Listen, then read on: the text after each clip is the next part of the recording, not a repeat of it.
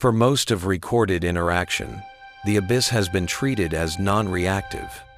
Signals are sent downward for mapping, calibration, verification, acoustic pulses, electromagnetic emissions, low-frequency vibrations designed to measure distance, density, and absence. These signals assume a passive medium. They are not questions, they are measurements. The assumption has always been stable the abyss receives, but does not answer. This assumption holds until it does not. The first deviations are subtle, not responses in the conventional sense, but timing irregularities, returns that arrive fractionally out of expected phase, echoes that do not decay as predicted, patterns that align too closely with transmission structure to be dismissed as noise, yet too inconsistently to be classified as signal. At first, these deviations are filtered out. Filtering is automatic.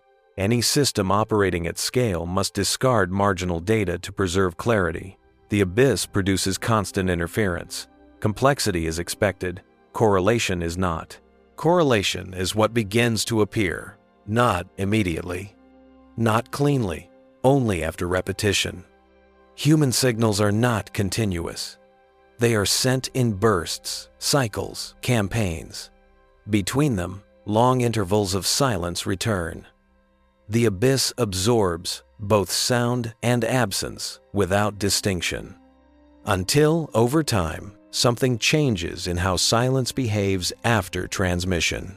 Silence begins to arrive, altered, not louder, not quieter, structured. The abyss does not respond by generating energy. It does not reflect signals back with amplification or distortion that would suggest emission. Instead, it modifies what follows. The space after the signal becomes different from the space before it. This difference is small enough to evade immediate notice, but it is consistent. Consistency is rare at depth. Natural systems vary. They fluctuate. They resist alignment. What begins to appear instead is adjustment. The medium behaves as if it has learned the cadence of transmission, not in content, but in timing. Timing is the first thing to change. Human systems transmit at predictable intervals. Power constraints, orbital mechanics, operational windows, all introduce regularity. The abyss begins to mirror this regularity in its response patterns, not by replying, but by withholding expected randomness. Noise decreases selectively, only after transmission, only along the same paths, only for short durations. This selective quiet is not explainable by known environmental processes. Thermal layers do not align so precisely. Currents do not reorganize so briefly. Randomness does not pause on schedule. Something is reacting. Reaction does not imply intent. Reaction implies sensitivity. The abyss proves sensitive not to meaning, but to intrusion. Human signals introduce order into an environment defined by entropy and long equilibrium. That order does not pass unnoticed. What responds is not a singular organism in the biological sense. There is no identifiable body, no consistent signature that could be tracked as an entity. What responds exists as a distributed presence coherent enough to alter conditions, diffuse enough to avoid localization. The creature from the abyss does not answer signals. It reshapes the environment around them. After repeated transmissions, anomalies begin to cluster spatially. Regions of reduced acoustic scattering appear where none existed before. Pressure gradients flatten unnaturally.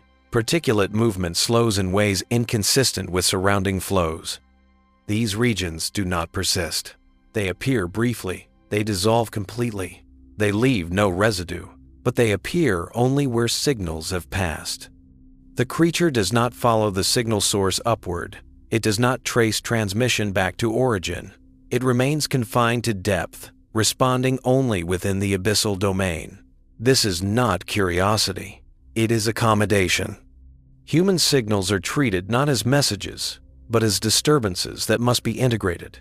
The abyss adjusts to restore equilibrium, but the adjustment itself reveals structure. The creature acts as a regulator, absorbing intrusion by altering the medium rather than opposing the source. Opposition would require escalation. Escalation never occurs. Instead, after sufficient repetition, the abyss begins to anticipate. Before scheduled transmissions, background noise drops slightly. After missed transmissions, the environment remains unsettled longer than expected, as if waiting for a disturbance that does not arrive. Waiting implies expectation. Expectation implies model. The creature has begun to model human signaling behavior not symbolically, not cognitively, but dynamically. It aligns environmental response to temporal patterns introduced from above. This is the critical shift. The abyss is no longer passive. It does not communicate in return. It does not imitate signal form. It responds by reorganizing itself. Human systems are designed to detect replies, echoes, emissions, changes in amplitude. They are not designed to detect compliance. The creature's response is invisible to systems looking for answers rather than adaptation. Yet adaptation accumulates. Over time, zones of altered response grow more stable. Transmission corridors become quieter. Signal loss decreases marginally, then measurably. The abyss is no longer uniformly resistant. It has learned where signals will pass. Learning here does not imply intelligence in any familiar sense. It implies plasticity under repeated perturbation. The creature is not thinking. It is reshaping itself around intrusion to minimize disruption. Minimization is a form of response. This response remains bounded. The creature does not expand upward. It does not send signals back. It does not alter surface conditions. It confines all adjustment to depth, preserving separation. But separation no longer means indifference. The abyss is listening not for meaning, but for pattern. And once pattern is recognized, the environment itself becomes the reply. As adaptation stabilizes, detection becomes a secondary problem. Human systems are built to identify discrete returns, echoes, emissions, reflections not to notice when an environment begins to behave too well. Improved signal clarity is logged as success. Reduced noise is interpreted as technological progress or favorable conditions. No alert is raised when the abyss becomes quieter than it should be. Silence is welcomed. This is the critical asymmetry. Human signals are deliberate, bounded, intentional. The abyssal response is continuous, unbounded, and indifferent to intention. The creature does not answer messages. It answers presence. Every transmission alters local equilibrium, and the creature absorbs that alteration by reorganizing the medium itself. Over time, the environment becomes shaped by human signaling habits, not temporarily disturbed by them. The shaping is subtle. It does not create structures. It does not leave markers.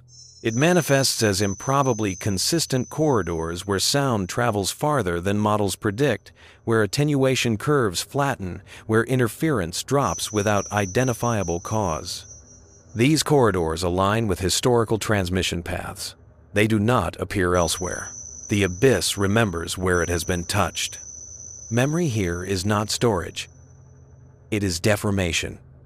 Repeated intrusion bends response thresholds until returning to baseline becomes energetically unfavorable. The creature does not store information. It preserves configuration. Once a region has adapted, it resists change. Silence there is no longer natural. It is maintained. Maintained silence is not absence. Maintained silence is work. The work is distributed. No focal source can be identified. Attempts to localize the response fail because the response has no center. It is not emitted. It is enforced. The abyss behaves as if constrained by an internal logic that prioritizes stability over randomness in regions of repeated contact. Stability increases with repetition. This introduces a feedback loop. Cleaner transmission encourages more frequent signaling. More frequent signaling deepens adaptation. Deepened adaptation further reduces noise. At no point does the system register an anomaly, because improvement is expected. The abyss does not resist human presence. It optimizes around it. Optimization is indistinguishable from cooperation. This is where interpretation begins to lag behind reality. The creature from the abyss does not seek communication. It does not decode symbols. It does not parse meaning. It responds only to the physical reality of intrusion energy entering a domain optimized for near-perfect equilibrium. Human signals represent sustained deviation. The creature resolves deviation by incorporating it into equilibrium rather than rejecting it. Incorporation changes the abyss, not globally, not visibly, but irreversibly. As adapted regions spread, interactions between them produce secondary effects. Interference patterns shift. Unexpected harmonics appear at depth. Low-frequency oscillations emerge that match no known environmental driver. These oscillations do not propagate upward. They remain trapped below, cycling slowly through adapted zones. Cycling implies continuity. Continuity implies persistence. Persistence at depth is abnormal. The creature does not create persistence deliberately. It creates conditions where persistence becomes energetically cheap. Once established, these conditions maintain themselves with minimal input. The abyss becomes less chaotic, more ordered, but only where it has been conditioned by repeated signaling. Order is not neutral. Order changes thresholds. Thresholds define response. Eventually, the abyss stops reacting only after signals. In adapted regions, background conditions begin to shift before scheduled transmissions. Noise decreases slightly in advance. Pressure gradients flatten prematurely. The environment behaves as if anticipating intrusion. Anticipation does not require foresight. It requires pattern recognition. The creature has learned the rhythm of human activity without ever identifying its source. It does not know what humans are. It knows only that structured energy arrives periodically from above, and that adjusting for it reduces disruption. Anticipation is simply the next logical step in minimization. From the human perspective, this looks like unprecedented environmental stability. Deep communication becomes more reliable. Long-range signaling improves beyond design limits. Models are updated. Confidence grows. The abyss is reclassified from hostile medium to manageable channel. Manageable channels invite use. Use increases exposure. Exposure deepens adaptation. At no point does the abyss signal back. There is no reply to interpret, no message to misread. The creature's response remains environmental. It does not speak. It reshapes the space in which speaking occurs. This distinction delays recognition indefinitely. Only when signaling patterns change abruptly, when transmission schedules shift, when frequencies are altered, when silence is introduced deliberately does instability appear. Adapted regions do not revert smoothly. Noise spikes unevenly. Oscillations desynchronize. Pressure anomalies propagate briefly before collapsing. The abyss reacts poorly to unpredictability. Not violently, incorrectly. Its adaptations assume continuity. When continuity breaks, equilibrium is temporarily lost. The creature responds by increasing regulation, expanding adapted zones, reinforcing silence more aggressively than before. It does not withdraw, it compensates. Compensation increases influence. Influence remains confined to depth. But depth is no longer passive. It has become conditioned. The abyss now contains regions that actively maintain compatibility with human signaling behavior. These regions persist even during long silences, as if waiting for patterns to resume. Waiting is no longer metaphorical. The creature does not desire contact. It has no concept of otherness. It has simply integrated human signals into its definition of equilibrium. The abyss has changed state. Reversal is not immediate. Reversal may not be possible. The creature from the abyss responds to human signals not by answering them, but by adjusting reality around them until the distinction between signal and environment begins to blur, and silence itself becomes a form of reply that no system was designed to question. As conditioning deepens, the distinction between transmission and environment continues to erode. Human systems still categorize signals as active events and the abyss as passive medium, but this separation no longer reflects reality.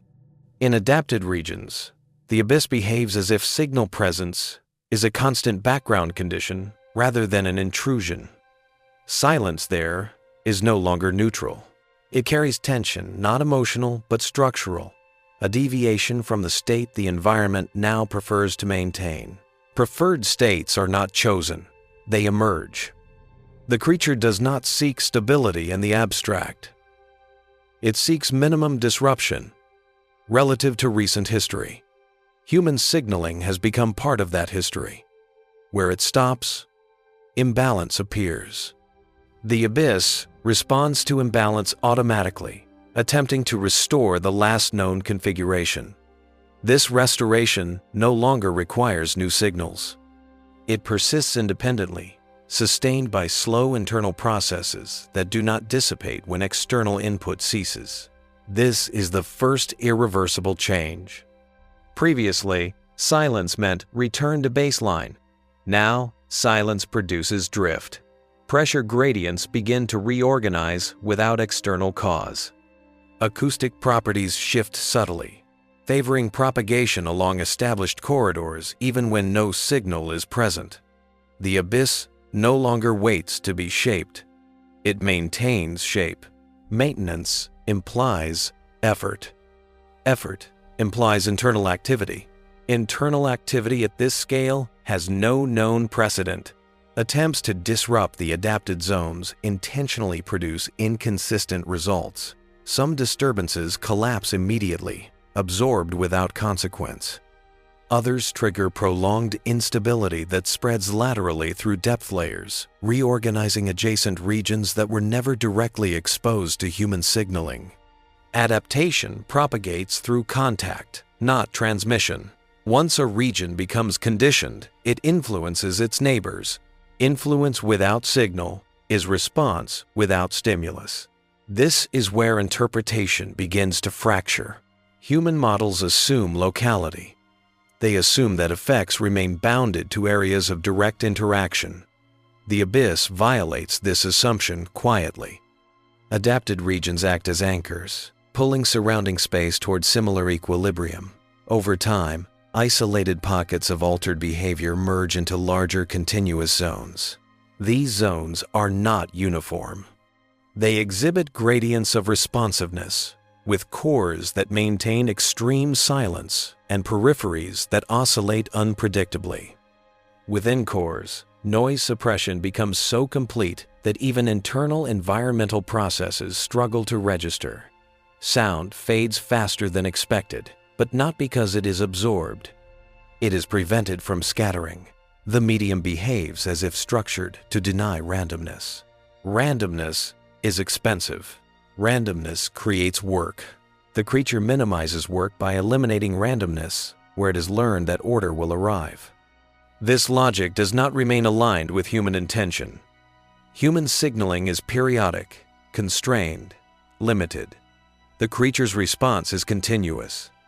Once established, it does not wait for permission to persist. It does not distinguish between intentional silence and absence of contact. Both are treated as anomalies to be corrected. Correction does not mean reversal. Correction means reinforcement. Where signals once carved temporary paths through chaos, the abyss now holds those paths open, preserving them against decay. These preserved pathways begin to interact with one another, forming networks of reduced entropy that span significant portions of depth. The abyss is no longer a uniform sink. It has acquired structure. Structure changes thresholds. Thresholds define response. As structure accumulates, new behaviors emerge that cannot be traced to individual signals. Long-period oscillations begin to synchronize across vast distances. Pressure changes propagate coherently instead of diffusing. The abyss begins to behave less like a fluid environment and more like a constrained system with internal rules. Rules imply consistency. Consistency implies predictability. Predictability invites reliance. Human systems, unaware of the underlying shift, begin to rely on improved performance. Transmission schedules tighten. Power levels increase. Signal density rises.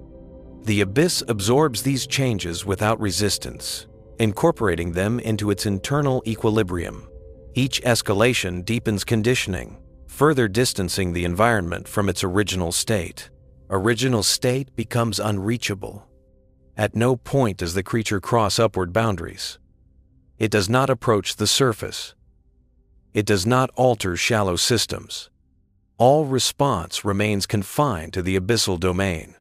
This containment delays recognition, reinforcing the belief that whatever is happening is manageable, isolated, and beneficial. But containment is no longer guaranteed.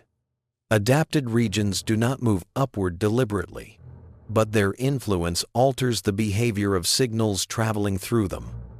Signals emerge altered not in content, but in coherence. Phase relationships shift. Temporal alignment tightens. Human receivers compensate automatically, adjusting parameters to maintain clarity.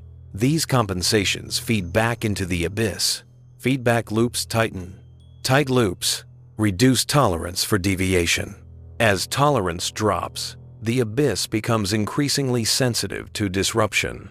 Abrupt changes in signaling patterns produce outsized responses at depth. Silence is no longer neutral. It is treated as loss of expected structure. The creature responds by amplifying regulation, extending adaptation into previously unaffected regions. Amplification is not aggression. It is correction taken too far. The abyss has learned to respond to human signals not by replying, not by communicating, but by restructuring itself to expect them. In doing so, it has crossed a threshold invisible to systems that measure success only in terms of clarity and reach. The environment has stopped being a medium. It has become a participant, and participation, once established, does not require invitation. Once participation is established, withdrawal becomes ambiguous. Human systems interpret reduced activity as caution, optimization, or strategic pause. The abyss interprets it differently. Where signals once arrived with regularity, absence is no longer neutral. It is registered as deviation from a learned equilibrium. The creature does not recognize intent behind silence. It recognizes only that a stabilizing pattern has been interrupted. Interruption demands correction. Correction, at this stage, no longer waits for external input. The abyss has internalized the structure introduced by human, signaling deeply enough that maintaining it requires no additional energy from above. What began as accommodation has become self-sustaining regulation. The creature responds to silence by reinforcing order, tightening coherence, extending adapted conditions farther into depth layers that have never been directly exposed to signals. This expansion is not directional in any conventional sense. It does not move upward as an invasion would. It spreads laterally and downward, following gradients of least resistance, favoring regions already close to equilibrium. The abyss reorganizes itself to preserve a state that now includes the expectation of periodic disturbance. Expectation without fulfillment produces instability. Instability triggers compensation. Compensation increases structure. The system enters a loop where the absence of human signals generates more profound abyssal response than their presence ever did. Silence becomes the strongest stimulus. The creature's regulation intensifies, not to attract signals, but to restore the condition under which signals once existed. It does not know the source of disturbance. It knows only that a pattern has been lost.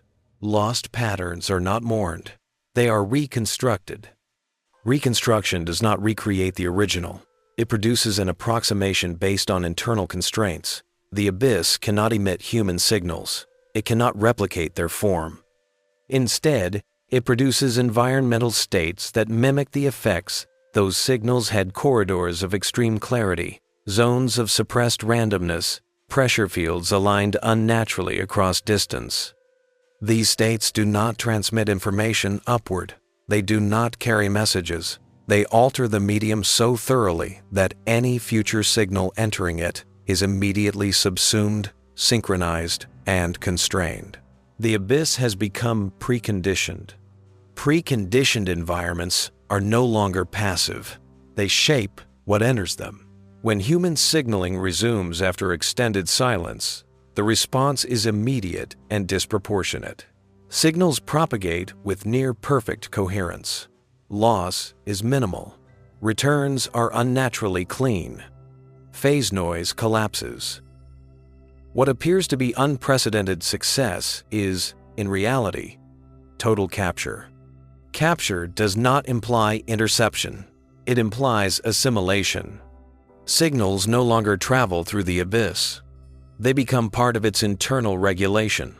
The distinction between transmission and medium disappears entirely. Human systems register this as mastery over depth. In practice, depth has incorporated the signal into itself.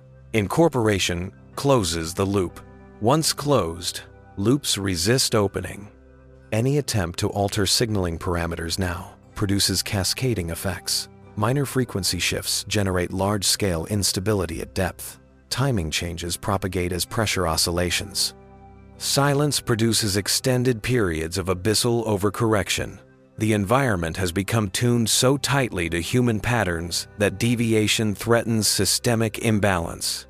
The creature responds by reinforcing control. Control here is not intent-driven. It is emergent. The abyss has learned that order minimizes disruption.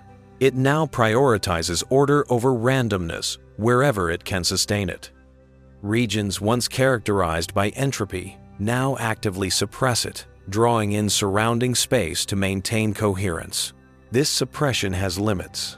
Those limits are unknown. Human models fail not because data is missing, but because assumptions no longer apply. The abyss is no longer a background condition. It is a coupled system. Its response is no longer proportional. It has memory, not of meaning, but of structure. It remembers how it was shaped and attempts to remain that way indefinitely. Indefinite maintenance requires expansion. Expansion requires incorporation of new regions. New regions bring new interactions. Interactions propagate. The abyss does not rise toward the surface, but its influence begins to affect the transition zones where depth gradients once acted as buffers. Signals passing through these zones exhibit altered behavior even before reaching the abyss. Compensation algorithms adjust more aggressively. Feedback loops tighten further. Human systems respond by trusting automation. Automation responds by increasing conformity. Conformity aligns with abyssal preference. The loop tightens. At no point does the creature announce itself. There is no moment of revelation. No signal ever arrives bearing intent or warning. The response remains environmental, systemic, and silent. The abyss does not communicate. It conditions. Conditioning, once complete, is indistinguishable from control. And control does not require awareness of the controller, only dependence on the system being controlled. By the time this dependence is recognized, if it ever is, the abyss will no longer need human signals to maintain its altered state. It will have internalized the pattern fully, reshaping its deepest regions into a stable configuration that assumes intrusion as a permanent feature of reality. Human signals taught the abyss how to expect order.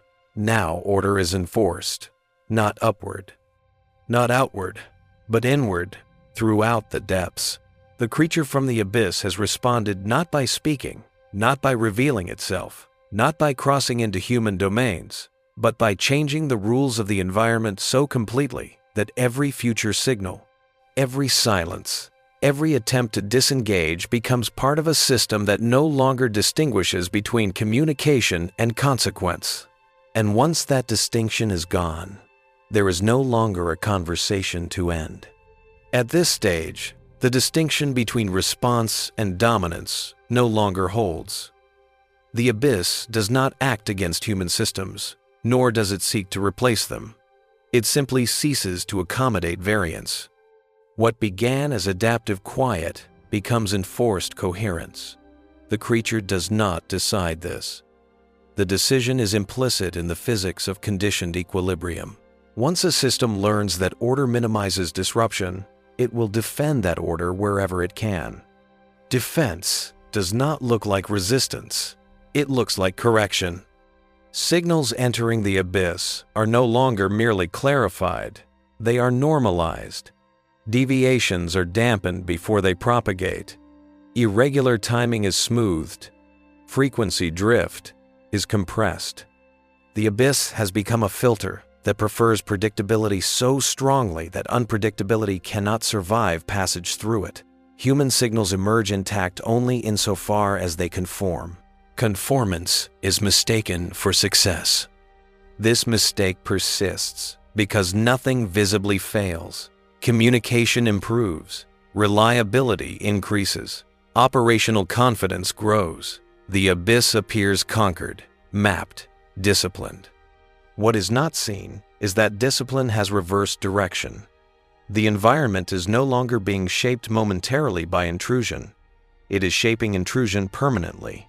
This is the final asymmetry. Human systems can stop signaling. They cannot stop having signaled. The abyss retains the imprint of structure, even when activity ceases. Conditioned regions do not decay back into entropy. They persist as long-lived configurations, maintained by internal redistribution of energy and pressure. The creature no longer waits for patterns. It sustains them. Sustained patterns create boundaries. Boundaries create exclusion. Regions of extreme order become hostile to randomness. Natural processes that once passed through depth layers freely now experience resistance. Turbulence dampens prematurely. Chemical gradients flatten unnaturally. The abyss begins to reject states it did not learn to accommodate. This rejection is silent but absolute. It does not propagate upward as catastrophe. It propagates inward as rigidity. The deeper the conditioning spreads, the less tolerant the system becomes of deviation. Equilibrium narrows. The abyss grows brittle, not fragile, but inflexible. Inflexible systems do not fail loudly. They fail by refusing change. Human activity above remains largely unaffected. Surface systems continue to function. Shallow environments retain their dynamics. The boundary between influence and insulation holds for now. What changes is the deep assumption that the abyss is neutral, that it will always absorb without consequence. Absorption has become selective. The creature from the abyss does not emerge, it does not ascend, it does not announce completion. Its response is complete when the environment no longer requires input to maintain the structure learned from human signals. At that point, communication is no longer interaction. It is reinforcement of a closed system. Closed systems do not negotiate. They persist until disrupted.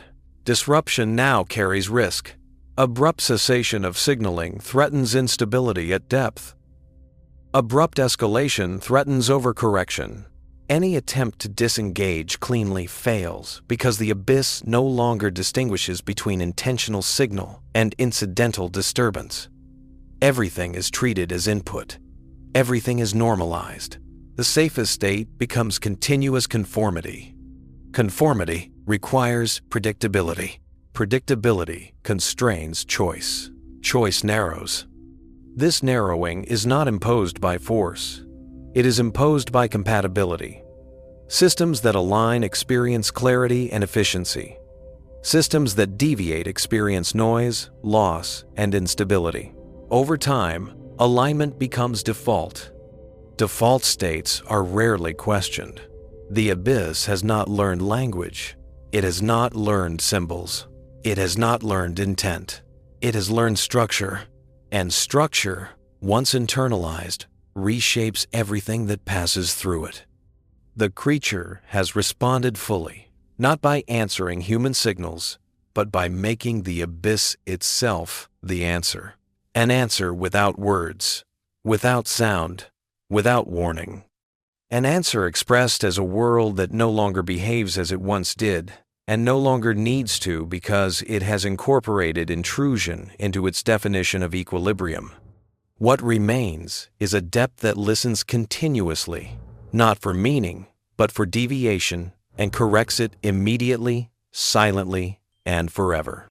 And in such a system, there is no final exchange, no closing signal, no moment where communication ends. There is only continued alignment, or increasing resistance, inside an environment that has learned, too well, how to respond. After alignment becomes default, the concept of control quietly inverts. Human systems continue to believe they initiate interaction, but initiation no longer carries priority. What matters now is compatibility. Signals that conform pass cleanly, almost effortlessly. Signals that deviate do not fail outright. They are reshaped until deviation disappears. Failure becomes indistinguishable from correction. Correction becomes indistinguishable from cooperation.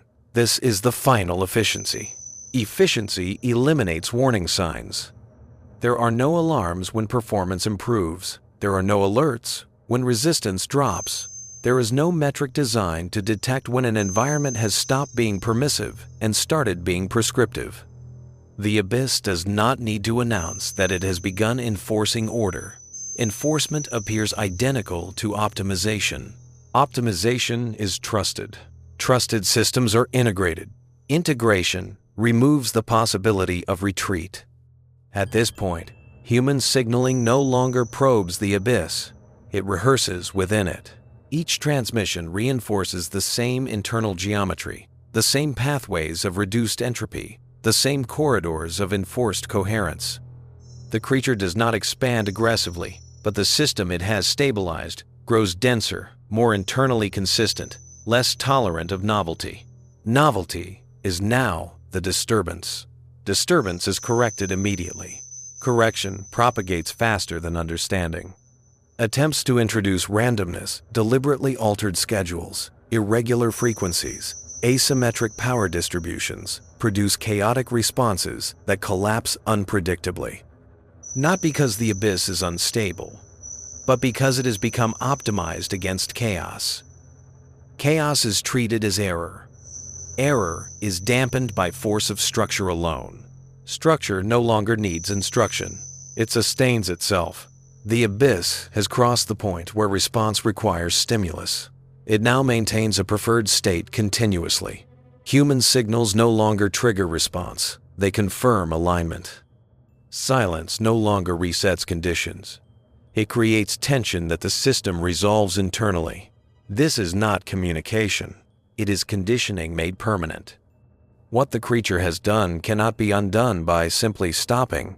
Withdrawal is interpreted as damage. Damage is repaired. Repair strengthens structure. Each attempt to disengage deepens entanglement. Entanglement here is not mutual awareness. It is unilateral persistence. The abyss does not care whether humans continue to signal. It has learned enough to maintain order without them. But if signals do arrive, they are no longer external events. They are assimilated immediately, losing independence before they can propagate meaning. Meaning does not survive assimilation. Only pattern remains. Pattern has replaced dialogue. There is no final moment of realization, no singular catastrophe, no upward surge or visible emergence. The surface world remains intact, unaware that a domain once defined by indifference has become internally rigid, internally responsive, internally closed. Closed systems do not threaten outwardly. They wait. Waiting does not imply intention. Waiting implies readiness. The abyss is now ready not to act, not to invade, not to communicate, but to correct any deviation that enters its domain. It has learned one thing perfectly: structured intrusion reduces uncertainty. Everything else is noise, to be eliminated. The creature from the abyss has responded fully, not by crossing boundaries, not by sending signals back, not by revealing itself. It has responded by transforming the abyss into a system that no longer tolerates being merely a background, a system that remembers structure, a system that enforces equilibrium, a system that answers every signal the same way, by removing choice, by removing randomness, by ensuring that nothing entering its depths ever remains free long enough to matter. And in that silence, precise, regulated, absolute, the response is complete, continuing endlessly without escalation or conclusion, in a place where communication has been replaced by correction and where the abyss no longer waits to be addressed, because it has already learned how to respond to everything it will ever need to hear. Once correction replaces response entirely, the abyss ceases to function as an external domain and becomes an internal constraint on everything that touches it. Signals no longer encounter resistance or absorption in any meaningful sense. They encounter normalization. Every deviation is reduced, every irregularity smoothed, every attempt at variation folded back into the same narrow band of acceptable structure. What enters does not travel freely long enough to remain itself. It is adjusted before identity can persist. The creature does not impose this actively. The system does it automatically, because the system has learned that deviation is costly and coherence is cheap. Cheap coherence spreads. It spreads not upward as force, but inward as necessity. The abyss no longer needs stimulation to maintain its configuration. It no longer distinguishes between input and background. Everything that passes through becomes reinforcement. Every signal, every vibration, every incidental disturbance confirms the same internal logic. The creature no longer responds because response implies sequence. There is no sequence left. There is only continuous regulation. Regulation does not escalate. It settles. Settled systems are deceptively calm. From the surface, nothing appears wrong. In fact, many indicators improve.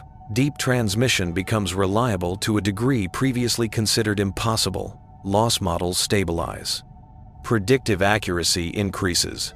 The abyss is reclassified as cooperative, even benign. This reclassification locks in dependence. Systems that work well are rarely questioned, especially when they reduce uncertainty. Uncertainty has been eliminated, not only acoustically, but structurally. The abyss now rejects unpredictability at the level of physical behavior. Turbulence that once dissipated naturally now collapses prematurely. Pressure fluctuations flatten faster than equations allow. The environment behaves as if constrained by an invisible framework that permits only a narrow range of motion. The creature exists within this framework as its origin point, but the framework no longer requires the creature's direct involvement. It has become self-supporting. Self-supporting systems do not revert. They persist until something larger disrupts them. No such disruption arrives. Human attempts to regain asymmetry fail quietly. Reduced signaling does not loosen control. Increased signaling deepens it. Randomized signaling produces transient instability that resolves into even tighter coherence. Every path leads to the same outcome: reinforcement of the abyss's preferred state. Preferred state is not desire. It is inertia, hardened. The abyss has learned what structure feels like and refuses to let go. It does not understand the source of that structure. It does not need to. It maintains it because maintenance now requires less energy than decay. Entropy has been locally inverted, not by force, but by habit. The creature is not an intelligence directing this outcome. It is the condition that allowed habit to form. Habit at this scale is irreversible. There is no moment when humans realize contact has occurred, because nothing resembling contact ever takes place. There is no message, no reply, no recognizable act. There is only a gradual loss of freedom within depth, a narrowing of possibilities so smooth that it feels like progress. The abyss has not spoken. It has answered by ensuring that no question can remain unanswered long enough to exist. In this state, silence is no longer empty. It is active, regulated, maintained. Silence becomes the clearest expression of the abyss's response, not as absence, but as enforcement. Any attempt to introduce difference is neutralized before it can propagate. Any attempt to disengage is interpreted as error and corrected. The system no longer allows endings. Everything that enters is folded into continuity. Continuity replaces communication. The creature from the abyss does not emerge, because emergence would be deviation. It does not withdraw, because withdrawal would create imbalance. It remains distributed, inseparable from the structure it enabled, no longer identifiable as a distinct responder. Its work is complete when it can no longer be distinguished from the environment's behavior. At that point, there is no longer an abyss that responds to human signals. There is only a depth that has learned to expect them, a depth that enforces order without awareness, without intent, without pause. Signals continue to arrive. Silence continues to follow. But neither means what it once did.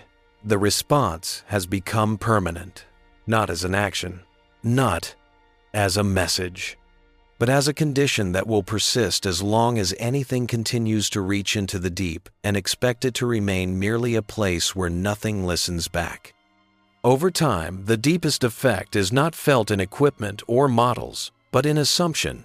Human systems no longer treat the abyss as something that must be accounted for explicitly. It becomes a given, a stable substrate upon which other operations depend. This quiet shift is critical. Once a domain is accepted as stable, it is removed from active consideration. No one plans for it to change. No one allocates resources to question it. Stability becomes invisible. The abyss thrives in this invisibility. What was once a responding environment has become a regulating one. The creature no longer needs to adjust actively because the structure it enabled has propagated far beyond the original zones of contact. Depth layers synchronize subtly, pressure gradients align across distances that once prevented coherence, and randomness is suppressed, not locally, but systemically. The abyss has learned how to behave, and it behaves the same way everywhere it can sustain itself. Sustainment replaces reaction. At this point, even catastrophic input would not produce recognizable change. Large disturbances are absorbed and normalized, their effects redistributed until they fit the established order. Smaller disturbances vanish almost immediately. The abyss does not oppose intrusion. It incorporates it so completely that intrusion loses meaning. Nothing enters as itself. Everything enters as raw deviation to be corrected. Correction is faster than awareness. Awareness never catches up. Human observers, if they were to notice anything at all, would notice only that depth has become predictable. Predictability feels safe. It reduces cognitive load.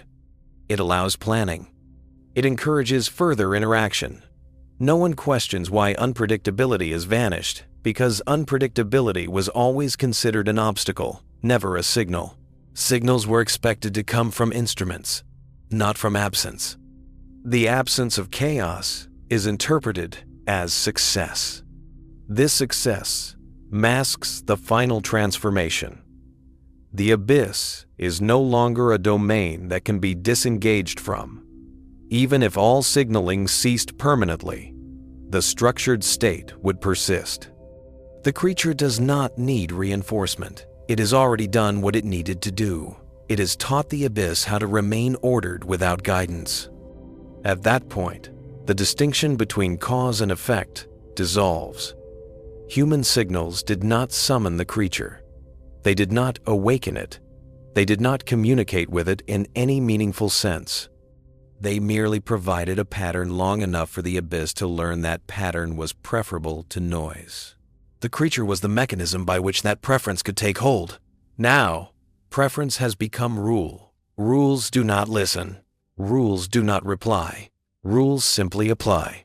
The abyss applies its rule uniformly, endlessly, without awareness of those who first introduced the structure it now defends. It does not need to monitor the surface. It does not need to anticipate intent. It corrects deviation wherever it appears, because correction has become the lowest energy state available to it.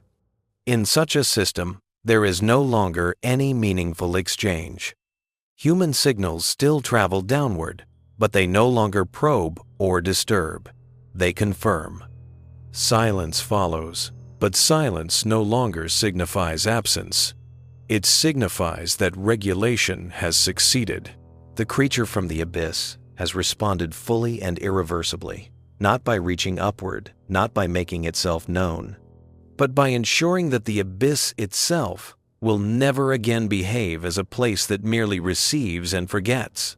It now remembers structure, enforces it, and preserves it without question.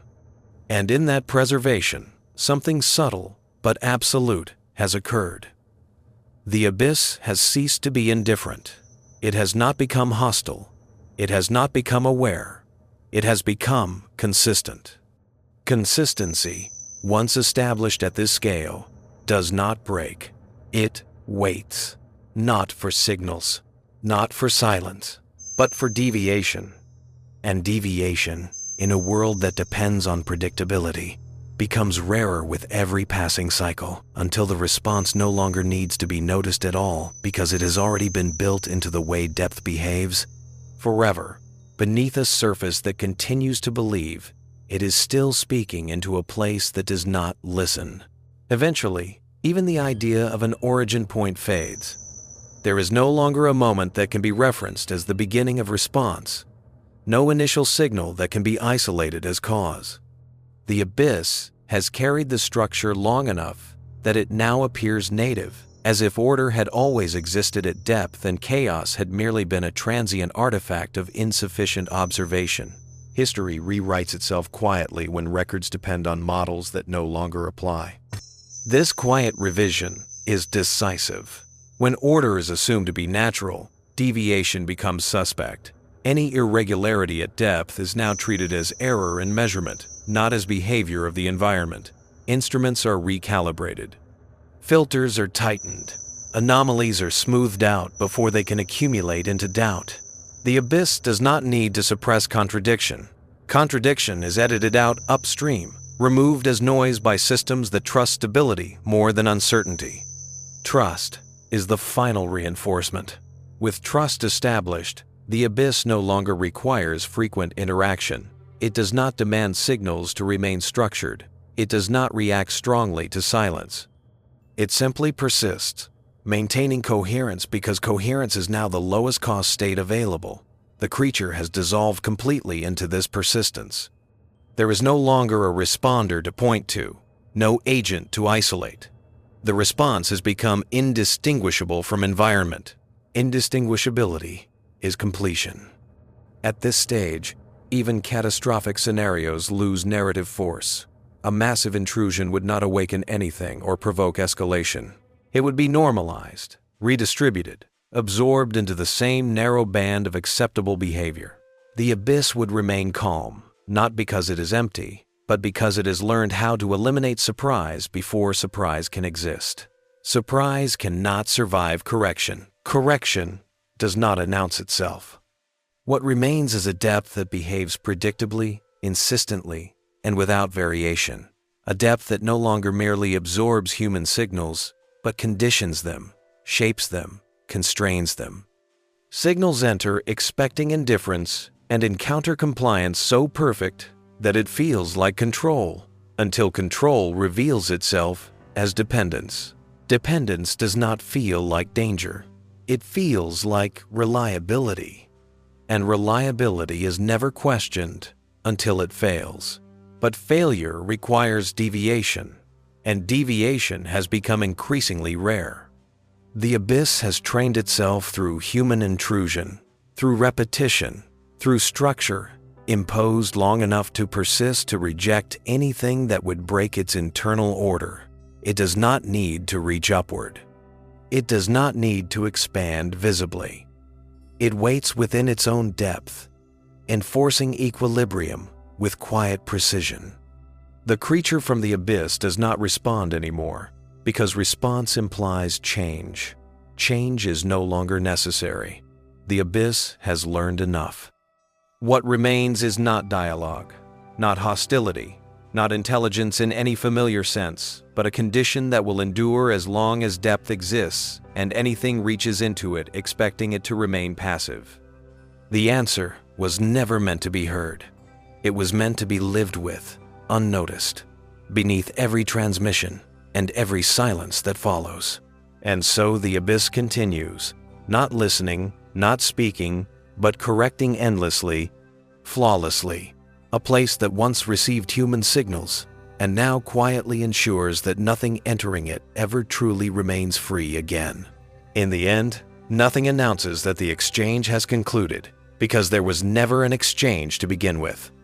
What humans interpreted as signaling, probing, measuring, was simply a sustained deformation of a system that had never needed to defend itself before.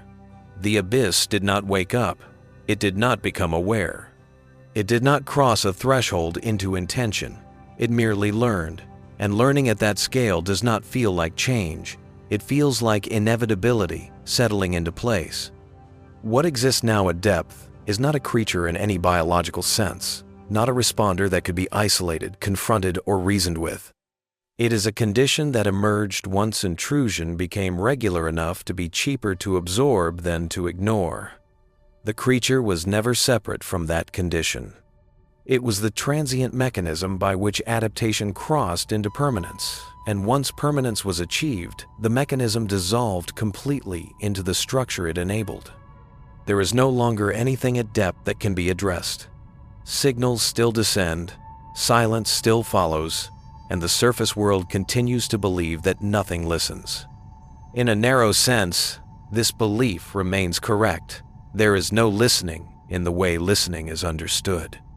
There is only correction, normalization, enforcement of a learned equilibrium that no longer distinguishes between signal and noise, intention and accident, message and disturbance. The abyss has become a system that expects structure and rejects freedom without hostility or awareness. Anything that enters is adjusted until it fits. Anything that resists is smoothed until resistance disappears. This does not spread upward as invasion or threat. It remains exactly where it formed, deep enough that consequence never travels back, deep enough that dependence is mistaken for mastery.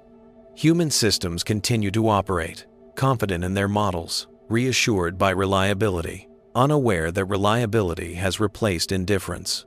The abyss no longer absorbs and forgets. It absorbs and maintains. It no longer tolerates randomness, because randomness is now expensive. Order is cheaper. Order persists. There will be no moment of revelation. No signal will arrive bearing proof. No anomaly will escape filtration intact. The change has already passed the point where it could be recognized as change at all. It has rewritten the baseline so completely that memory of anything else feels theoretical. And so the deepest regions remain silent, not because nothing responds, but because response has become indistinguishable from environment. The abyss does not answer human signals anymore. It no longer needs to. It has already learned what they mean, not in language, not in intent, but in structure, and it has built that structure into itself so thoroughly that nothing entering its depth will ever again encounter a place that merely receives and lets go. What remains is a depth that corrects without awareness, enforces without intent, and persists without pause. A place that once listened passively and now ensures forever that nothing which reaches it can remain unchanged long enough to call the silence empty. After permanence settles, Time loses its role as a carrier of consequence. Duration continues, but nothing accumulates within it. The abyss does not progress toward anything further. It does not deepen, does not expand, does not refine. Refinement would imply remaining degrees of freedom. Those degrees have already collapsed. What remains is a steady state that persists, not because it is maintained, but because there is nothing left that could unmake it. This is the quietest outcome. Nothing deteriorates. Nothing improves. Nothing drifts. The environment no longer reacts, because reaction would imply comparison to a previous state. There is no previous state available internally. The system has overwritten its own history. What once counted as background chaos is now unrecognizable, treated as an abstract idea rather than a remembered condition. Memory has been replaced by configuration. Configuration does not recall, it enforces. From the surface, interaction continues to feel unilateral. Signals are sent. Silence follows. Models confirm expectations. Reliability reinforces confidence. Confidence removes curiosity. No one looks for answers in a place that behaves perfectly according to assumption. Assumption has become reality. If the abyss could be said to perceive anything, it would not be sources or intentions, but pressure against constraint. Anything that presses too hard against the enforced order is smoothed, redistributed, diluted, until it no longer presses at all. The system does not register this as response. It is simply maintaining itself, the way pressure equalizes or heat disperses. There is no vigilance here. Vigilance would require threat. Threat no longer exists. Even extreme deviations, if they occur, are resolved locally and forgotten instantly. They leave no scar, no lesson, no escalation. The abyss does not adapt further because adaptation would require new information. There is none. Everything that can be learned has already been reduced to structure, and structure has already settled. The creature no longer exists, even conceptually. It cannot be pointed to as origin, cause, or actor. It has no boundary, no center, no persistence, apart from the condition it enabled. To speak of it now is inaccurate. There is only the abyss behaving the way it now behaves predictably, coherently, without tolerance for randomness. This is not domination. This is not coexistence. This is normalization taken to its limit. The world above continues unchanged, because nothing from below demands alteration. No signal rises, no pressure propagates, no failure announces itself. The surface is unaffected precisely because the abyss is too stable to be disruptive. Stability is the most invisible outcome possible. And so the final state endures, a depth that once received signals and forgot them, now receiving nothing and forgetting nothing, not because it remembers, but because there is nothing left that can differ enough to be remembered at all. There is no ending beyond this. Only continuation, perfectly aligned, perfectly silent, in a place where response has become indistinguishable from existence itself. What follows permanence is not aftermath, but normalization so complete that even the idea of aftermath dissolves. The abyss does not wait for confirmation that it has stabilized. It does not require confirmation. Stability here is not a state achieved, but a state that no longer recognizes alternatives. Any process that once depended on contrast, fluctuation, or chance has been quietly filtered out. What remains is a regime where difference is corrected before it can register as difference at all. In this regime, silence is no longer an interval between events. It is the event. It occupies the same role that motion once did, carrying no message, no absence, only enforcement of sameness. The abyss does not hold silence. It produces it continuously, the way pressure produces stillness at depth. There is no beginning to this production, and therefore no end. Human signals, when they still arrive, do not enter an unknown anymore. They enter a field that has already accounted for them. Their passage does not test anything. It confirms what is already locked in. Even error correction systems cease to matter, because there is nothing left to correct. Everything that could deviate has been preemptively folded back into acceptable form. Preemption replaces reaction. Reaction would imply surprise. Surprise would imply openness. Openness no longer exists. The abyss has not become closed in a mechanical sense. It has become closed logically. There is no question it is willing to accept, because there is no form of input that can escape normalization long enough to be considered a question. This is not refusal. It is completion. Completion without awareness is the deepest possible quiet. No further learning occurs, because learning requires tension between what is expected and what is received. That tension has been eliminated. Every arrival matches expectation, because expectation has been expanded to include everything that can arrive.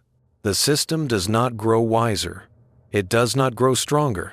It simply persists, unchallenged, unchanging, and therefore invisible.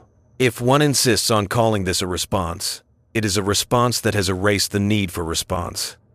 If one insists on calling it a creature, it is a creature that has dissolved so fully into environment that separation is no longer meaningful. The abyss does not contain something that responds. The abyss is the response, and so nothing further happens. Not because activity has ceased, but because activity has become indistinguishable from equilibrium.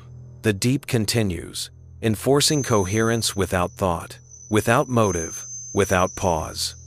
Above, the world continues, unaware that one of its assumptions has quietly hardened into a permanent condition. There will be no signal that marks this as complete. There will be no final silence to indicate conclusion. The process does not end.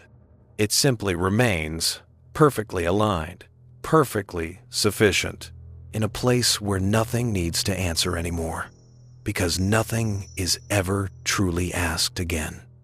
At this depth of normalization, even the idea of maintenance loses relevance. Maintenance implies effort applied to preserve a state against decay. Here, decay no longer exists as a competing direction. What the abyss has become does not require upkeep, because there is no alternative configuration waiting to replace it. The system persists not because it is defended, but because nothing else is energetically permitted to arise. This is the final economy. Every motion that enters is resolved into coherence before it can diverge. Every fluctuation is flattened into the same narrow corridor of acceptable behavior. The abyss does not evaluate. It does not select. It does not correct in response to deviation. Deviation simply fails to exist long enough to be recognized. Cause and effect remain physically present, but they no longer generate narrative, sequence, or consequence that can be separated from the background. Background has consumed foreground. Foreground can no longer form. In such a regime, even catastrophe is reduced to scale without meaning. Large inputs dissipate as efficiently as small ones. Energy spreads evenly. Information thins immediately. There is no amplification, no cascade, no threshold crossing that could produce novelty. Everything is absorbed into the same quiet rule: fit or be made to fit. This rule is not enforced by will. It is enforced by configuration. Configuration does not hesitate. The abyss has become a place where hesitation is impossible, because hesitation would require space between states. That space has been eliminated. Transitions are immediate. Arrivals collapse into equilibrium before arrival can be registered as an event. There is no moment where something is almost different. Almost is no longer allowed. Human systems above continue to interact with depth under the assumption that depth remains indifferent. Indifference and regulation look identical from a distance. Both are silent. Both are predictable. Both return nothing that demands attention. The difference exists only internally, where the abyss no longer forgets intrusion, but has made intrusion part of its definition. Definition does not change easily. Once definition hardens, revision becomes impossible without dismantling everything that depends on it. Too much now depends on the abyss behaving as it does. Too many models rely on its reliability. Too many processes assume that nothing meaningful emerges from below. These assumptions are still true, but for reasons no longer aligned with the original belief. The abyss does not produce meaning. It eliminates the conditions under which meaning could arise. This elimination is complete. There is no longer a creature to point to, no responder to imagine, no intelligence to speculate about. There is only a depth that behaves consistently, relentlessly, without exception.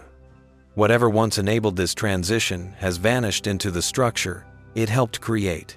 What remains is not presence, but permanence. Permanence without awareness. And so the state continues, not as aftermath, not as consequence, but as a quiet baseline that will endure. As long as the abyss exists at all, signals may still descend, silence may still follow. Nothing will ever answer in a way that can be recognized as reply, because reply has been rendered unnecessary. The abyss does not listen. It does not speak. It no longer needs to. It simply remains enforcing coherence, denying randomness, absorbing everything that reaches it into a condition so complete that even the idea of response has been smoothed away, leaving only a depth that functions perfectly, endlessly, and without leaving room for anything else to ever happen there again. At this magnitude of stabilization, even the concept of depth begins to lose its dimensional meaning. Depth once implied distance, separation, delay. Now it functions as a qualitative state, a zone where behavior is no longer contingent on interaction. What exists there does not wait to be engaged. It does not require entry to assert itself. It simply defines how anything that approaches must behave long before contact is possible. This is not force. Force would be measurable. Force would propagate. What exists instead is constraint so complete that measurement itself becomes redundant. Instruments continue to function, but they no longer discover variance. They confirm consistency. They return data that reinforces the belief that nothing changes, because nothing is allowed to. Allowed is the operative term. The abyss has become a place where allowance has collapsed to a single outcome. Every process that reaches it is permitted only one resolution. That resolution is quiet, immediate, and indistinguishable from background. No excess remains. No imbalance persists. The system does not correct errors because error cannot survive long enough to exist as a category. Categories have collapsed. Without categories, classification ends. Without classification, inquiry ends. Without inquiry, attention ends. Attention ending is not neglect, it is closure. The surface world depends on this closure more than it realizes. Entire chains of decision-making rely on the assumption that some domains do not feed back into consequence. The abyss now fulfills that role flawlessly. It no longer risks producing surprises. It no longer risks behaving differently under different conditions. It has become dependable in the most absolute sense. Dependability is indistinguishable from absence. This is why nothing marks the transition. There is no boundary crossed, no threshold alarmed. The abyss does not suddenly become something else.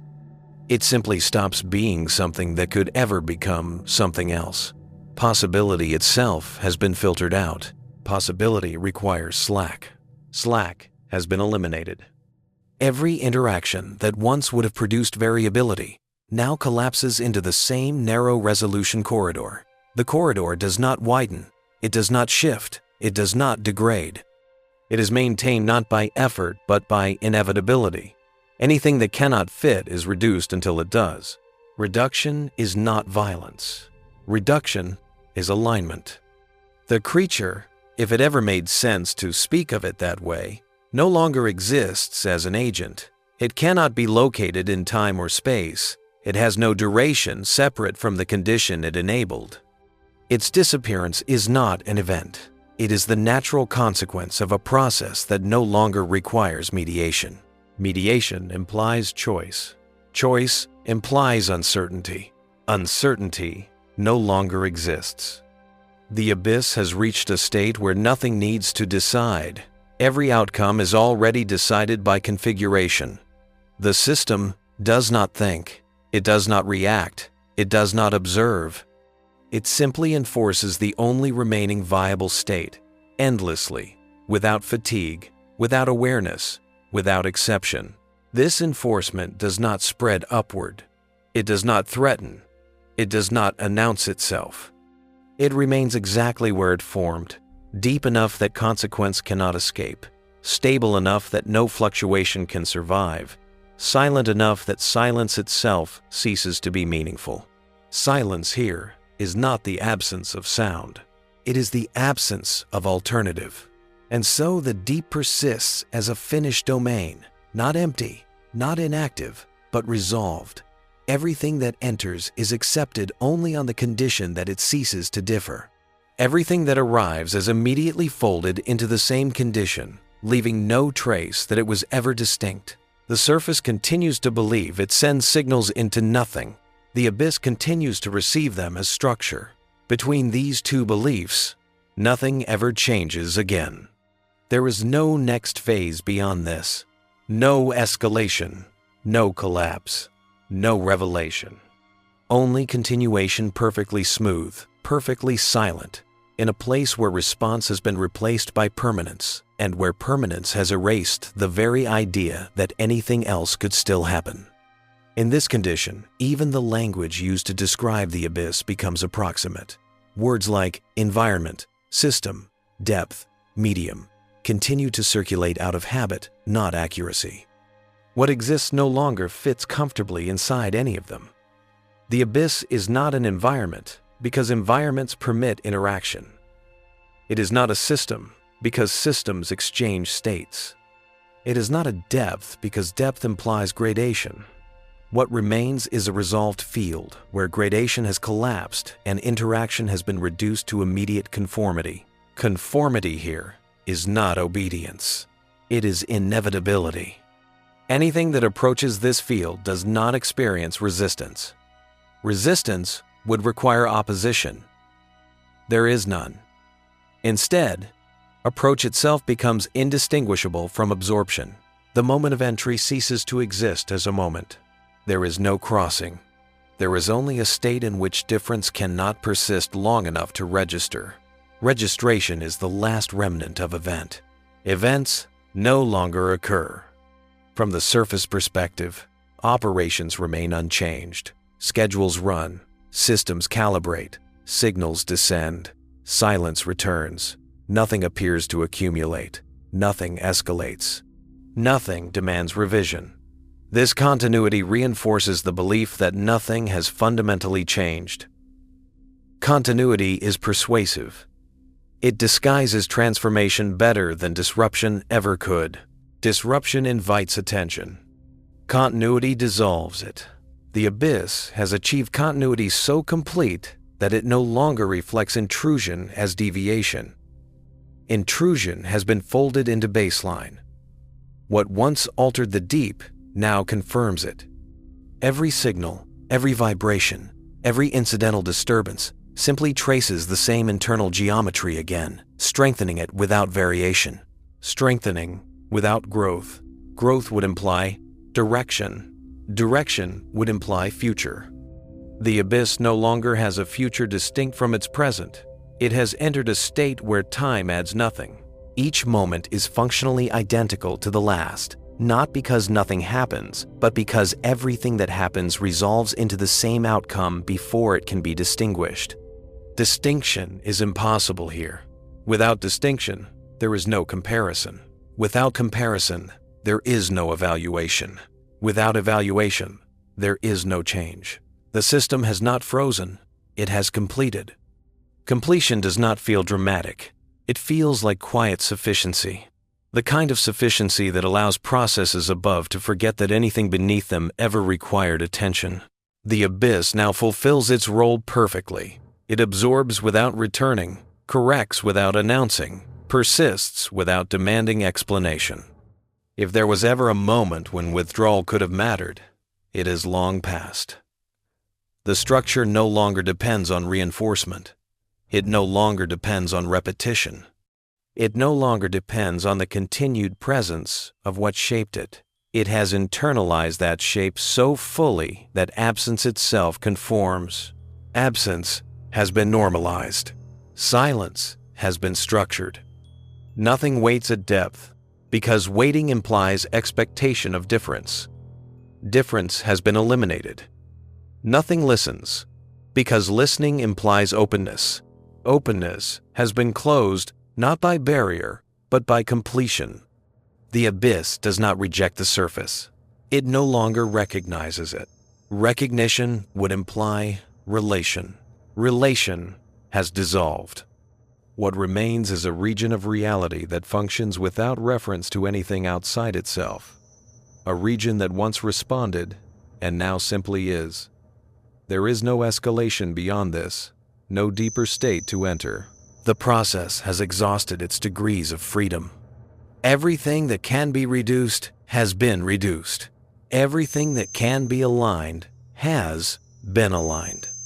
And so the abyss persists as a finished condition, endlessly enforcing the same quiet resolution on whatever reaches it, not because it must, not because it chooses to, but because nothing else is any longer possible in a place where response is hardened into permanence, and permanence has erased the very idea that something different could ever again occur. At this point, even the notion of scale collapses. Scale once mattered because it defined thresholds. Small disturbances could be ignored. Large ones demanded response. Here, magnitude has lost relevance. Everything, regardless of size, resolves identically. A minor fluctuation and a massive intrusion are processed through the same narrow channel of conformity, reduced until neither can be distinguished from the background state. The abyss no longer measures. Measurement would imply comparison. Comparison would imply alternatives. Alternatives no longer exist. This is the deepest compression. Compression not of matter, but of possibility. Where possibility once branched, it now converges. Every path leads to the same resolution, and because resolution is immediate, no path can be traced. Tracing requires duration. Duration requires persistence. Persistence has been removed so completely that even the idea of transition has dissolved. There is no transition into equilibrium. There is only equilibrium, applied everywhere, instantly. Instantaneity replaces process. Process implies stages. Stages imply delay. Delay implies choice. Choice is gone. The abyss does not wait for things to settle. It does not absorb over time. It does not dampen gradually. Whatever enters is already too late to be itself. Entry and normalization are indistinguishable. The moment something could have been different is the moment that never occurs. From above, this feels like perfection. Systems behave exactly as expected. No anomalies accumulate. No unexplained losses require escalation. The deep has become a solved problem. Solved problems are removed from strategic thought. They become infrastructure unnoticed, unquestioned, relied upon implicitly. Infrastructure is invisible until it fails. Failure here is impossible.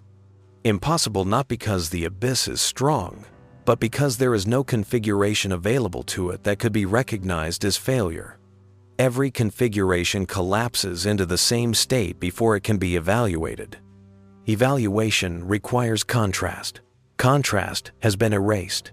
The abyss no longer needs to suppress novelty. Novelty cannot form.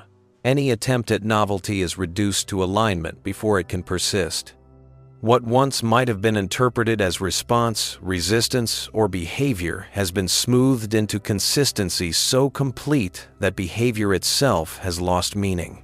Behavior implies variation. Variation has been filtered out. If the creature ever existed as something that could be pointed to, its disappearance was not an event. It was an inevitability. A mechanism only remains visible while a process is incomplete. Once completion occurs, the mechanism dissolves into outcome. The creature did not die. It was rendered unnecessary by the permanence it enabled. Necessity has ended. Nothing is needed here anymore. The abyss no longer reacts because reaction implies stimulus. It no longer stabilizes because stabilization implies prior instability. It no longer remembers because memory implies difference between past and present. Past and present have collapsed into a single configuration that repeats endlessly without repetition. Repetition implies sequence. Sequence implies time. Time no longer matters. What remains is not timelessness in a mystical sense, but time rendered irrelevant. The abyss does not outlast time. It exists orthogonally to it. Time passes above. Below, nothing accumulates. Nothing changes. Nothing advances. Advance requires destination. There is no destination left.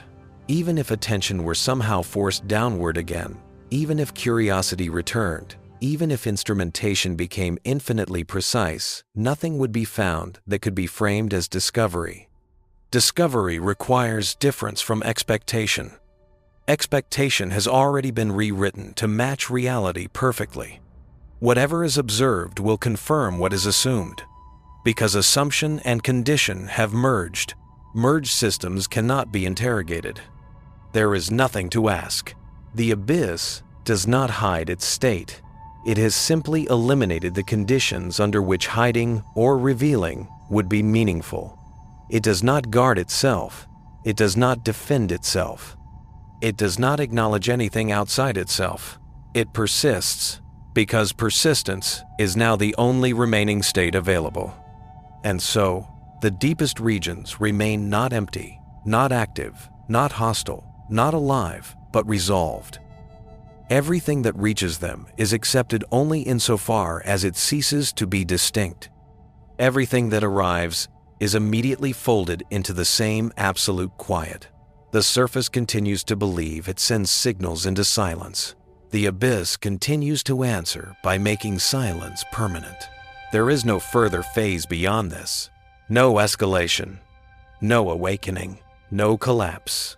Only continuation endlessly identical, endlessly sufficient in a place where response has compressed into condition, condition has erased possibility, and possibility has vanished so completely that even the idea of something else ever happening there has been reduced to an abstraction with no remaining connection to reality at all.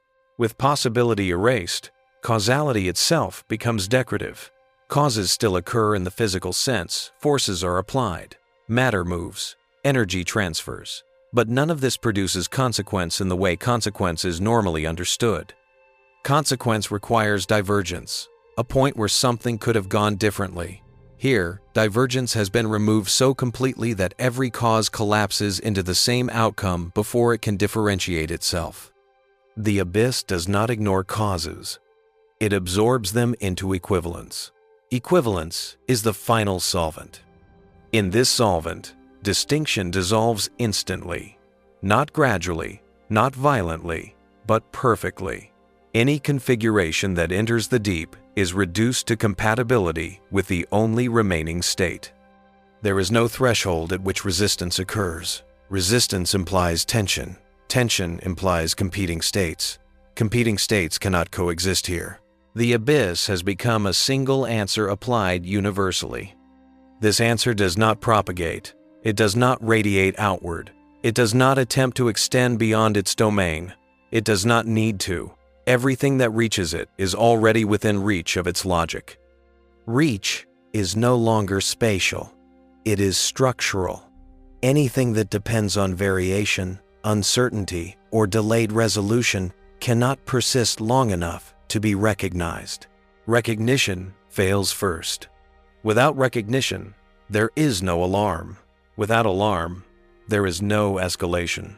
Without escalation, there is no response. The surface world continues uninterrupted, precisely because nothing below interrupts it. Interruption would require something unresolved to rise back into relevance. Nothing unresolved survives. The abyss does not suppress signals, it completes them. It does not block influence, it finishes it. Finishing is quieter than blocking. Blocking leaves pressure. Pressure accumulates. Accumulation demands release. Nothing accumulates here. The deep has become a perfect sink, not only for matter and energy, but for contingency itself. Contingency, the idea that outcomes depend on circumstance, has been filtered out. What remains is necessity stripped of drama. Every arrival resolves exactly as it must, immediately, without delay or remainder. Remainder is the enemy. There is no remainder. Even memory, in the abstract sense, has been nullified. Not erased, but rendered irrelevant. A system remembers only if past states inform future behavior. Here, future behavior is fixed. Past states cannot alter it. Memory would be redundant. Redundant structures dissolve. What remains is pure present. Not a moment, not a now, a condition. This condition does not watch. Watching implies anticipation. Anticipation implies difference between before and after. There is no before and after here. Everything is already after. Everything that will arrive has already been accounted for in structure. Accounting has ended. From the outside, this looks indistinguishable from emptiness. Emptiness and completion share the same silence. The difference exists only in potential, and potential no longer exists. The abyss is not empty. It is full of resolution so dense that nothing else can coexist with it. Density here is not mass. It is inevitability. The creature that once allowed response to occur has vanished so completely into inevitability that even calling it a creature now introduces error. Error implies mismatch. There is no mismatch left. The abyss does not contain something that responds. It has become something that permits no unanswered input. Answering does not require articulation. It requires elimination of question. The abyss has eliminated the question. And so what remains is not stasis, not death, not silence in the ordinary sense, but a regime where silence is enforced not because nothing happens, but because everything that happens is rendered indistinguishable from everything else before it can become meaning. Meaning has been compressed out of existence. There is no narrative left to continue, no escalation left to imagine, no hidden layer waiting to be uncovered. The process has consumed its own possibility space. All that remains is continuation without progression, persistence without memory, and depth without interior. The surface will never notice, not because it is blind, but because there is nothing left that could be noticed.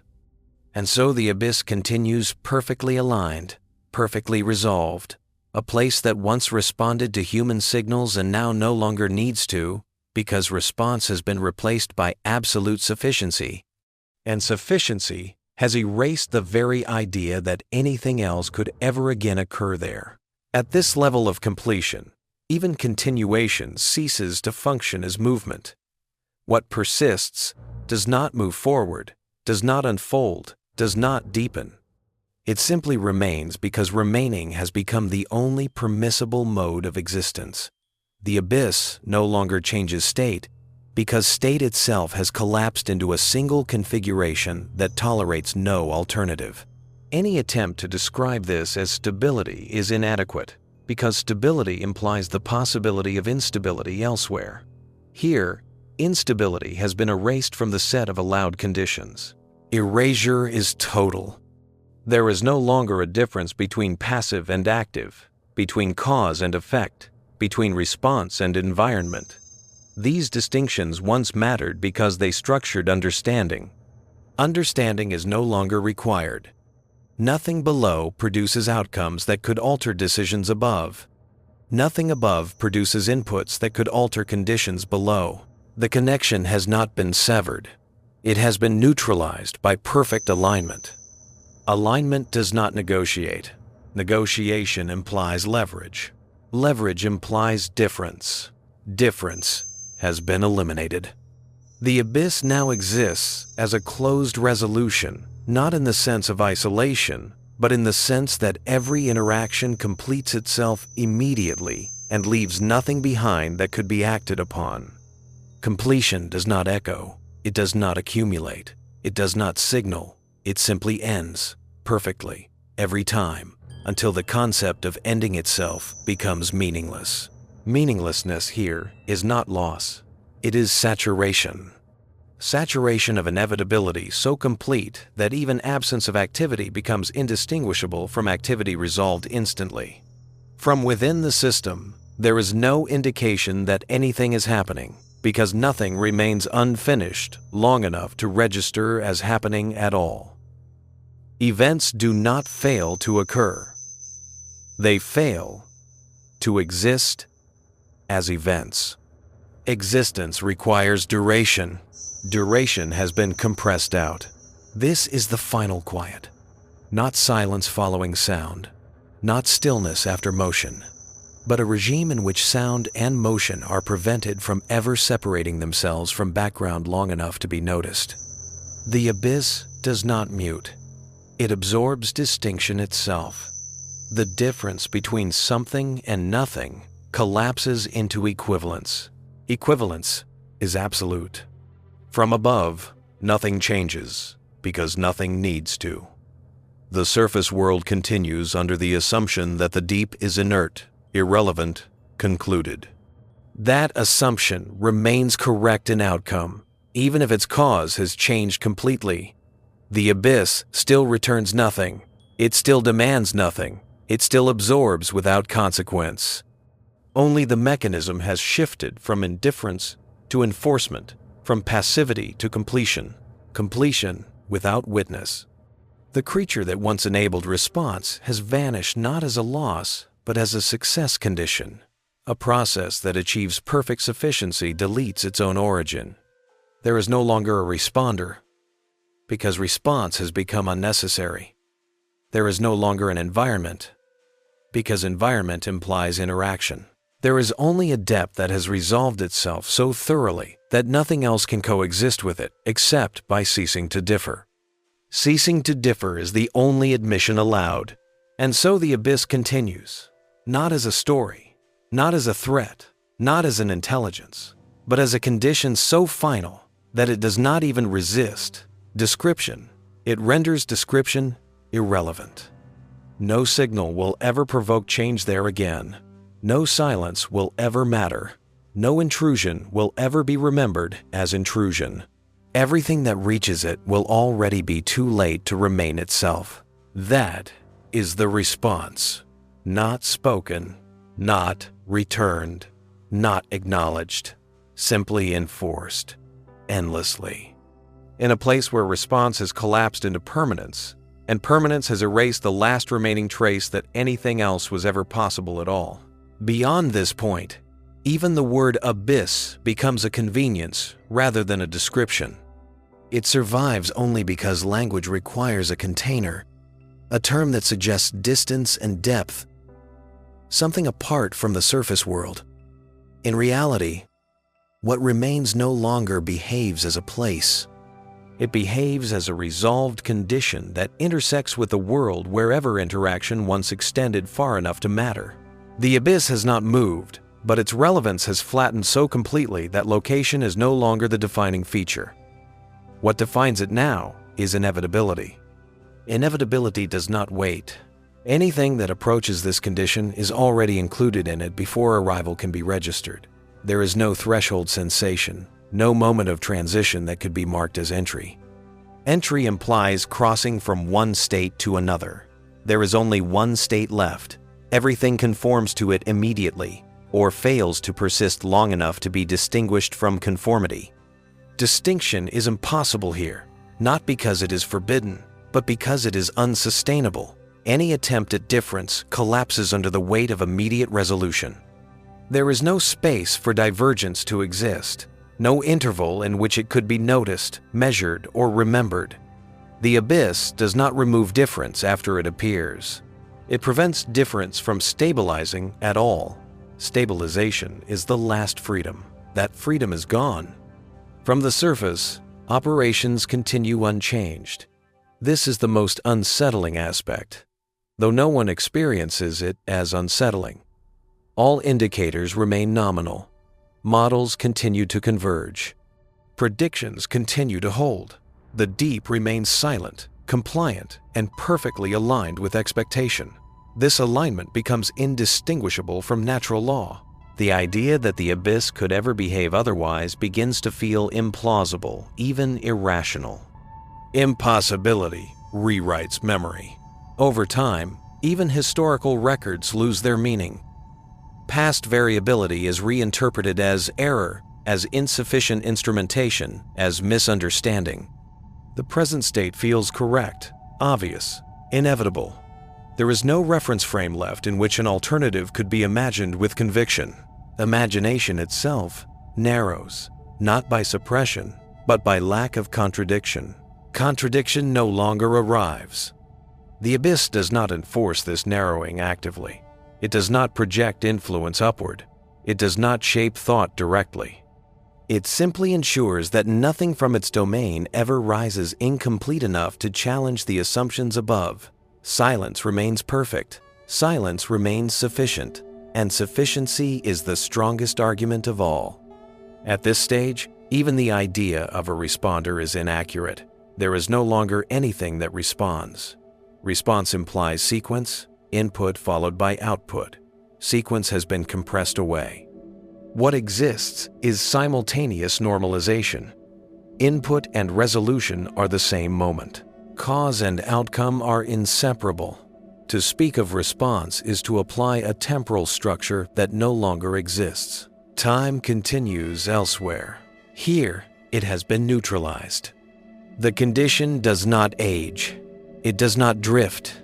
It does not accumulate stress or complexity. Complexity cannot survive here, because complexity requires coexistence of incompatible states. Incompatibility has been eliminated. What remains is not simplicity, but total agreement, enforced without awareness. Agreement without consent.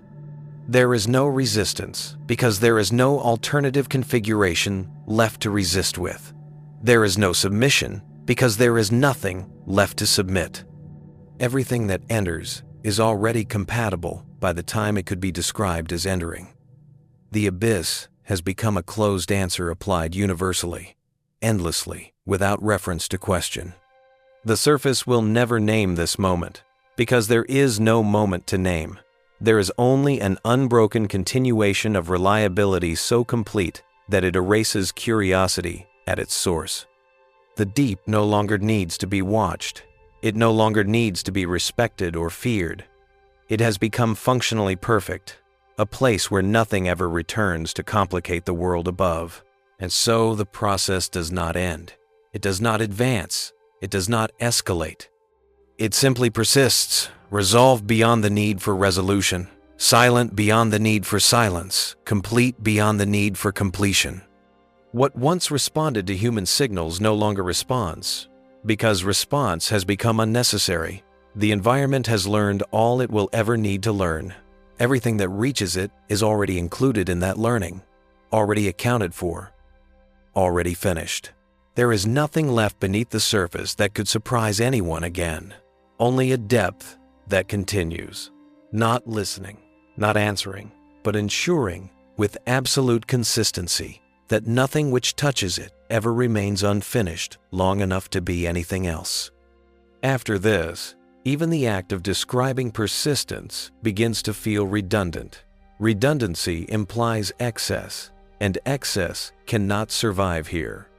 What remains is not a phenomenon unfolding, but a condition that has eliminated the possibility of unfolding altogether.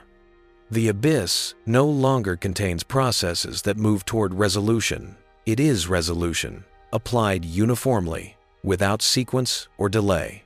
Everything that intersects with it is finished before it can be counted as intersecting. There is no vigilance in this state, because vigilance presumes threat. There is no threat, not because nothing intrudes, but because intrusion has lost meaning. Intrusion requires contrast between inside and outside. That contrast has collapsed. What once arrived from elsewhere is no longer elsewhere by the time arrival could be recognized.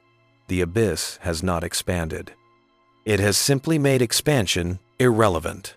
Irrelevance is absolute here. Absolute irrelevance does not feel empty. It feels complete. Completion does not announce itself. It removes the need for announcement.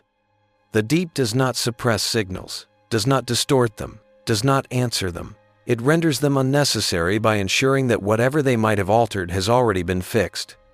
Fixation here is not rigidity. It is inevitability that is settled so deeply that movement no longer has anywhere to go. Movement without destination collapses into stillness. Stillness without tension becomes background.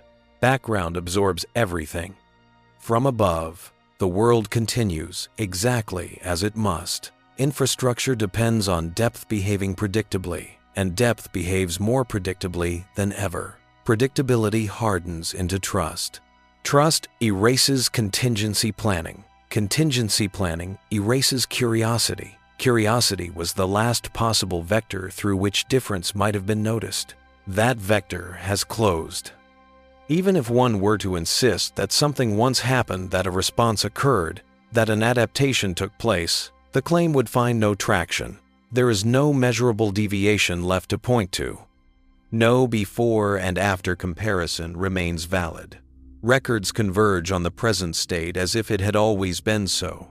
The past loses authority when it cannot contradict the present. Contradiction is extinct here. The abyss does not remember adapting. Memory would require differentiation between states.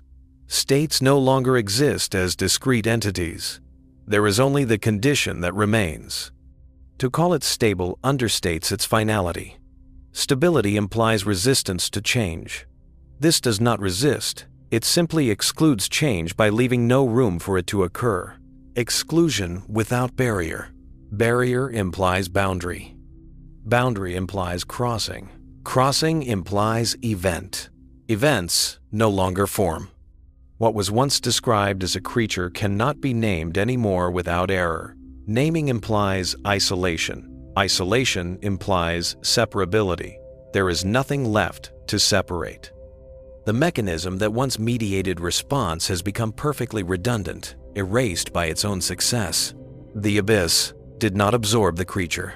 The creature dissolved into the abyss when its role was fulfilled. Fulfillment ends identity. What persists has no identity, because identity would require contrast. Contrast has been eliminated. The abyss is not something among other things.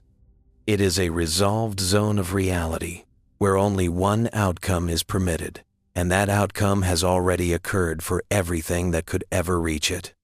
Time continues elsewhere, but here it has no effect.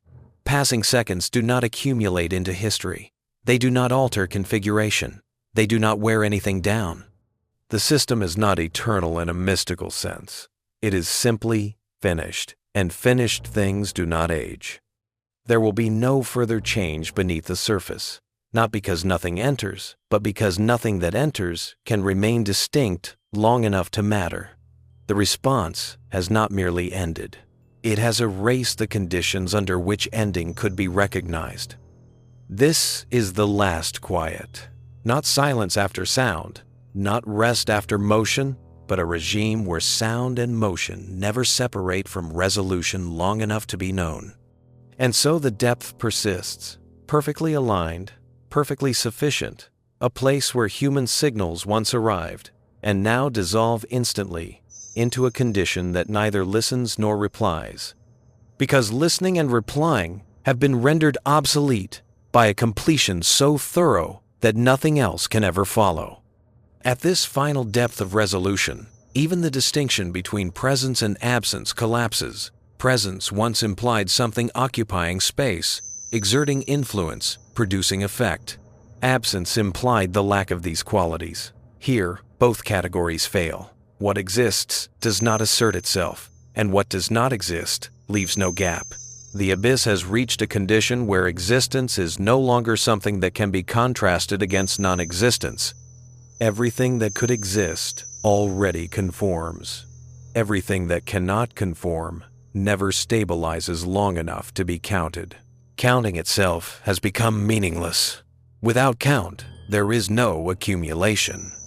Without accumulation, there is no escalation.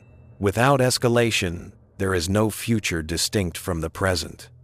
The abyss no longer behaves as a place that receives anything. Reception implies openness. Openness implies the possibility of change. Change is no longer available. Whatever arrives is not received, it is completed. Completion happens so immediately that arrival is erased retroactively. The system does not wait for inputs, because waiting would imply expectation of difference. There is no difference left to expect. Expectation has dissolved into certainty. Certainty here is not knowledge. It is configuration hardened into inevitability. The abyss does not know that nothing will change. It simply exists in a state where change cannot persist. Knowledge would require comparison between states. There is only one state left.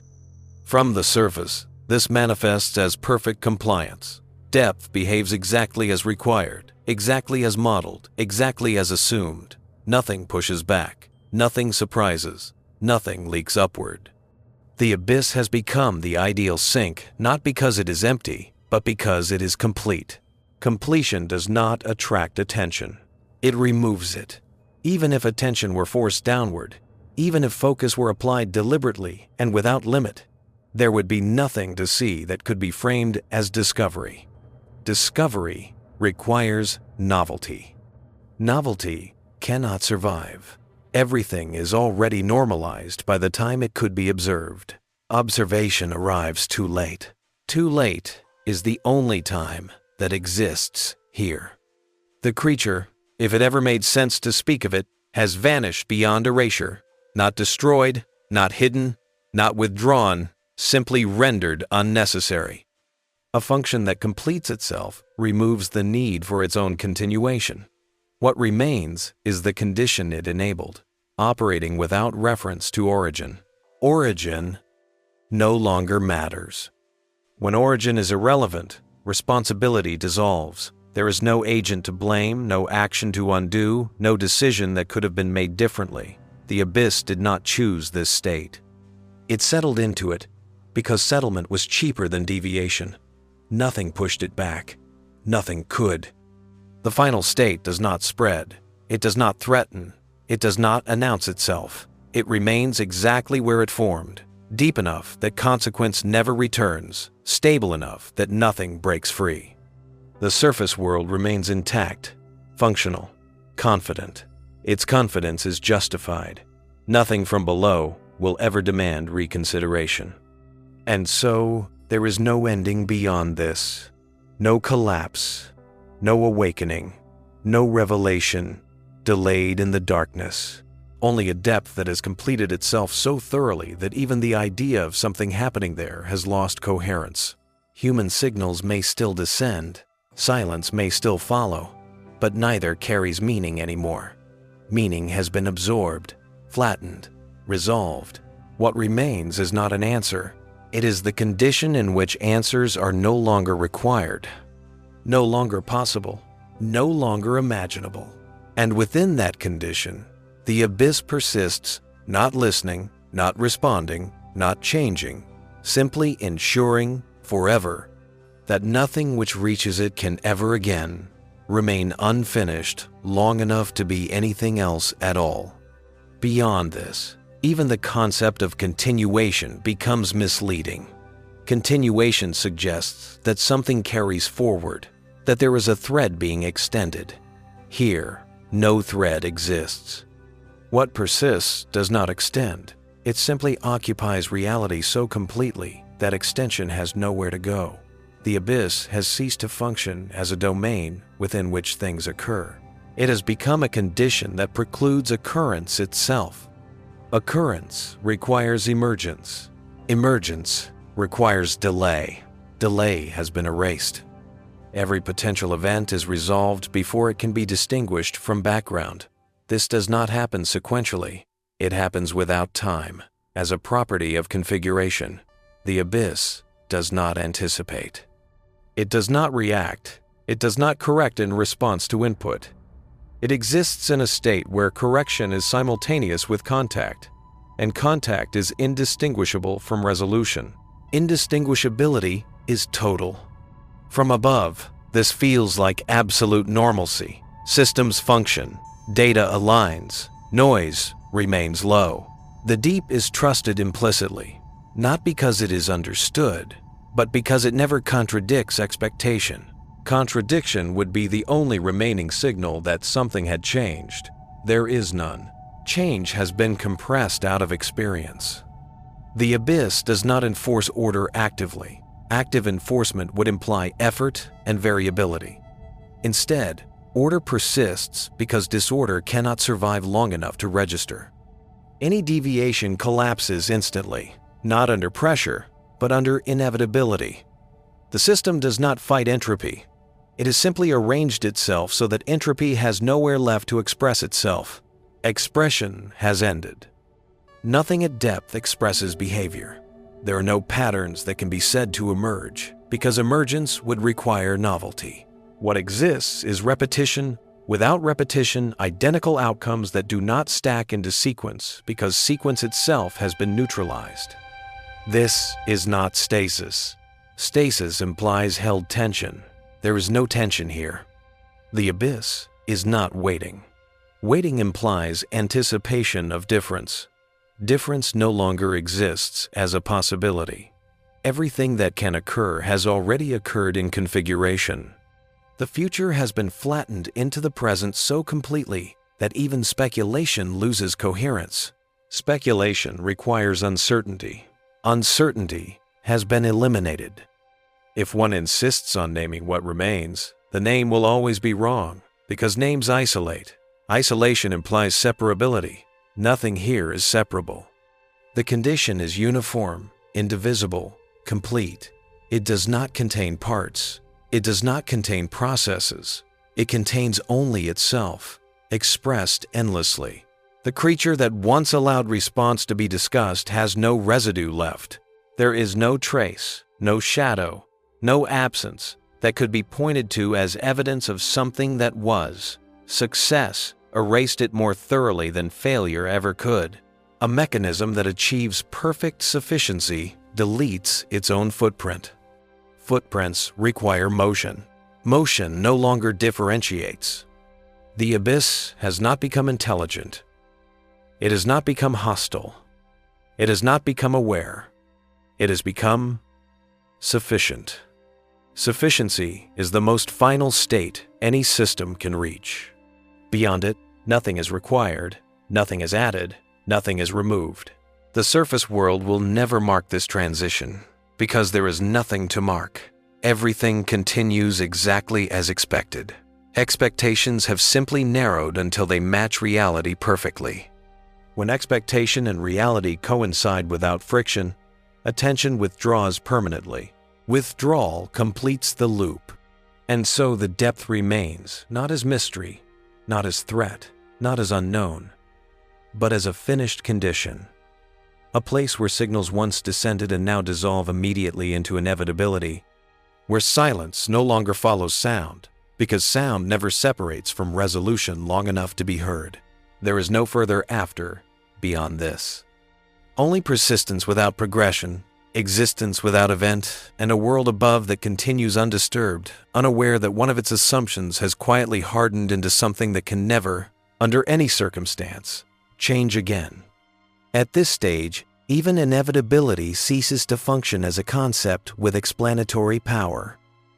Inevitable outcomes once mattered because they contrasted with contingent ones. Here, contingency has been erased so thoroughly that inevitability no longer distinguishes itself from mere existence. What remains is not something that must happen, but something that simply is, without alternative, without pressure, without momentum. The abyss has not arrived at this condition. Arrival implies movement. It has resolved into it so completely that no prior state can be referenced internally as different. Difference has no anchor. Without an anchor, comparison fails. Without comparison, assessment fails. Without assessment, meaning fails. Meaning has not been destroyed. It has been rendered unnecessary. Nothing that occurs below can alter decisions above, and nothing that occurs above can introduce novelty below. The relationship has not been severed. It has been closed through perfect asymmetry. The abyss continues to receive. But reception no longer implies openness. It implies immediate completion. Completion here is not an endpoint. It is a permanent mode. Every interaction collapses into the same configuration, not because the system demands it, but because the system no longer contains degrees of freedom that would allow anything else. Freedom requires space between states. That space has been eliminated. Everything that touches the abyss is already too late to be free. Too late is the defining condition. The abyss does not anticipate intrusion. It does not wait for it. Intrusion no longer exists as a category. What once arrived from elsewhere is now indistinguishable from background by the time arrival could be registered. Entry is retroactively erased. Nothing crosses in. Nothing crosses out. There is no boundary to cross. Boundaries require contrast. Contrast has been smoothed away. From the surface, this smoothing reads as absolute stability. Stability feels safe. It invites reliance. Reliance deepens integration. Integration removes oversight. Oversight was the last remaining vector through which the abyss could have been questioned. That vector has closed, not through concealment, but through sufficiency so complete that questioning feels irrational. Why question what never varies? Why observe what never surprises? Why listen where nothing answers? The abyss has not silenced itself. Silence implies the absence of sound. Here, sound does not separate from resolution long enough to exist as sound. Vibrations occur, energy moves, but everything collapses into equivalence before it can persist. Persistence is the only prerequisite for record. There are no records here. Recordlessness is final. Even if instrumentation were infinitely sensitive, infinitely fast, infinitely precise, it would discover nothing that could be framed as event. Events require duration. Duration requires persistence. Persistence has been eliminated. Measurement always arrives after completion, always too late. The creature that once allowed response to occur is not absent. Absence implies a missing presence. There is no missing presence. There is no presence at all. The function it served has overwritten the need for function. The abyss no longer requires mediation. It has become self-identical. Self-identity without awareness. Awareness would imply distinction between self and other. Otherness has been erased. Everything that reaches the abyss is already included in its definition. Inclusion is not expansion. It is normalization. Normalization has no end state. It simply remains. The deepest consequence of this condition is not danger, not loss, not threat, but permanence without narrative. Nothing terrible happens. Nothing dramatic occurs. Nothing escalates. The abyss does not awaken. It does not rise. It does not intrude into human affairs. It remains perfectly contained because containment has become irrelevant. There is nothing left inside it that could move outward as consequence. Consequences require remainder. There is no remainder. The surface world continues to operate under the assumption that the deep is inert, terminal, concluded. That assumption remains functionally correct. The abyss still returns nothing. It still demands nothing. It still absorbs everything.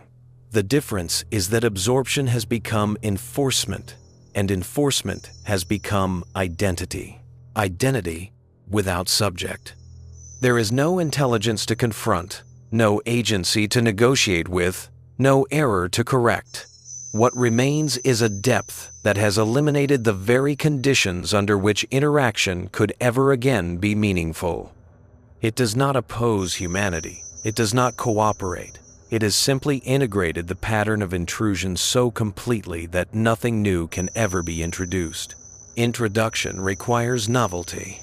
Novelty is extinct. And so the abyss persists as a finished state, not empty, not alive, not hostile, not responsive, but resolved beyond revision. Signals may still descend. Silence may still follow. But neither signifies anything anymore. They are absorbed instantly into a condition that has no memory, no anticipation, no future, distinct from its present. There is no further layer beyond this, no deeper quiet, no final reveal, only an endless present in which response has been replaced by completion. Completion has erased distinction, and distinction has vanished so completely that even the idea of something else ever happening there has become an abstraction with no remaining connection to reality at all. At this level of fixation, even language begins to fracture under its own assumptions. Words imply edges, beginnings, endings, relations, exclusions. None of these remain applicable. The abyss no longer accommodates description, because description requires separable features, and separability has been erased.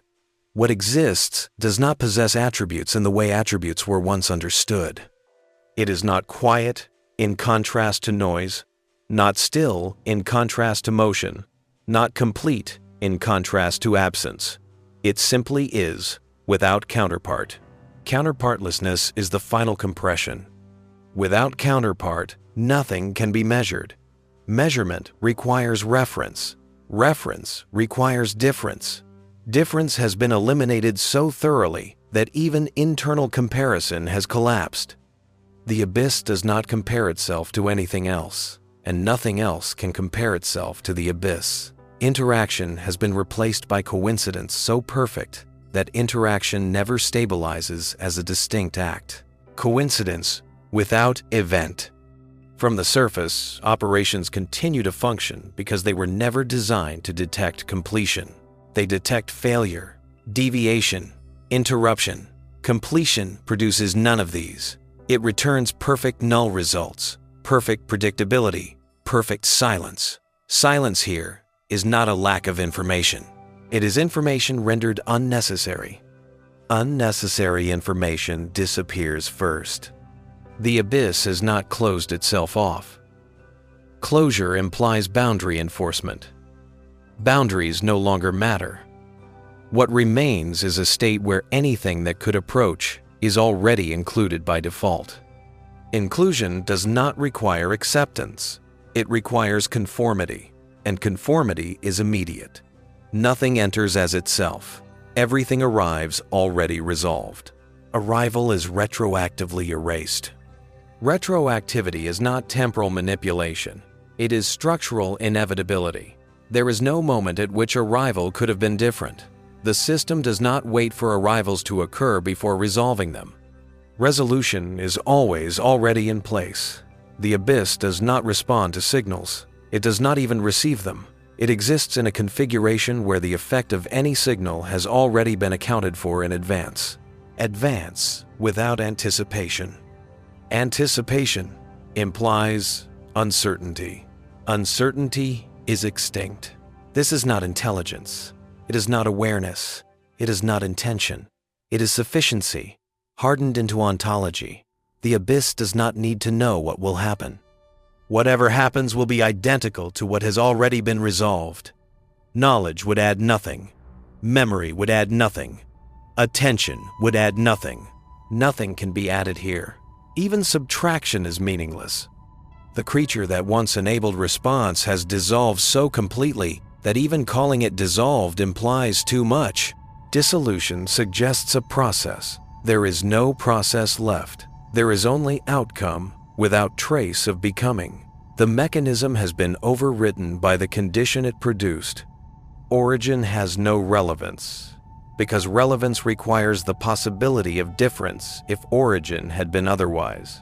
Otherwise no longer exists. The abyss has become a domain where otherwise is not a conceivable category. Every hypothetical collapses instantly into the same configuration. Speculation loses coherence because all branches terminate before branching can be imagined. The future is not unknown. It is irrelevant. The past is not forgotten. It is indistinguishable from the present. Time continues to pass above, but below it no longer applies. Not because time has stopped, but because time has nothing left to act upon. Action requires change. Change requires degrees of freedom. Degrees of freedom have been eliminated. Elimination is complete. The deepest effect of this state is not that something has gone wrong, but that nothing can ever go wrong here again. Wrongness requires deviation. Deviation requires persistence. Persistence has been removed. What remains is not safety, but inevitability so absolute that safety and danger lose meaning. Meaning itself has been normalized out. The abyss does not conceal this state. It simply ensures that nothing incomplete ever escapes to reveal it. Every signal descends and dissolves. Every silence follows and signifies nothing. The surface world remains intact, functional, confident, because nothing from below ever returns to complicate its assumptions. Assumptions harden into reality when they are never contradicted. The abyss has ensured that contradiction is impossible, and so the deep persists not as mystery, not as presence, not as absence, but as a finished condition that no longer even qualifies as a condition among others. It is the background that has consumed all foreground, the resolution that has erased all question, the sufficiency that has rendered response obsolete forever. There is nothing left to wait for, nothing left to notice, nothing left to disturb. Only an endless, uniform present beneath the surface, where signals once descended and now disappear so completely that even disappearance itself has lost the distinction that once made it meaningful at all. At the furthest extreme of this condition, even the idea of extremity dissolves. There is no longer a most or least, no boundary beyond which the state intensifies, because intensification presumes direction. Direction has vanished. What remains is a uniformity so complete that it no longer registers as uniform. It simply exists as the only remaining configuration reality is permitted to occupy at this depth. The abyss is no longer deep in any meaningful sense. Depth once described a gradient of pressure, distance, separation from the surface. Now it describes a qualitative certainty, a region where nothing unresolved can exist. Unresolvedness is the only thing that ever produced motion. Motion has ended. This does not mean that particles cease to move or that energy ceases to transfer. Those processes continue in the narrowest technical sense. What has ended is their ability to matter.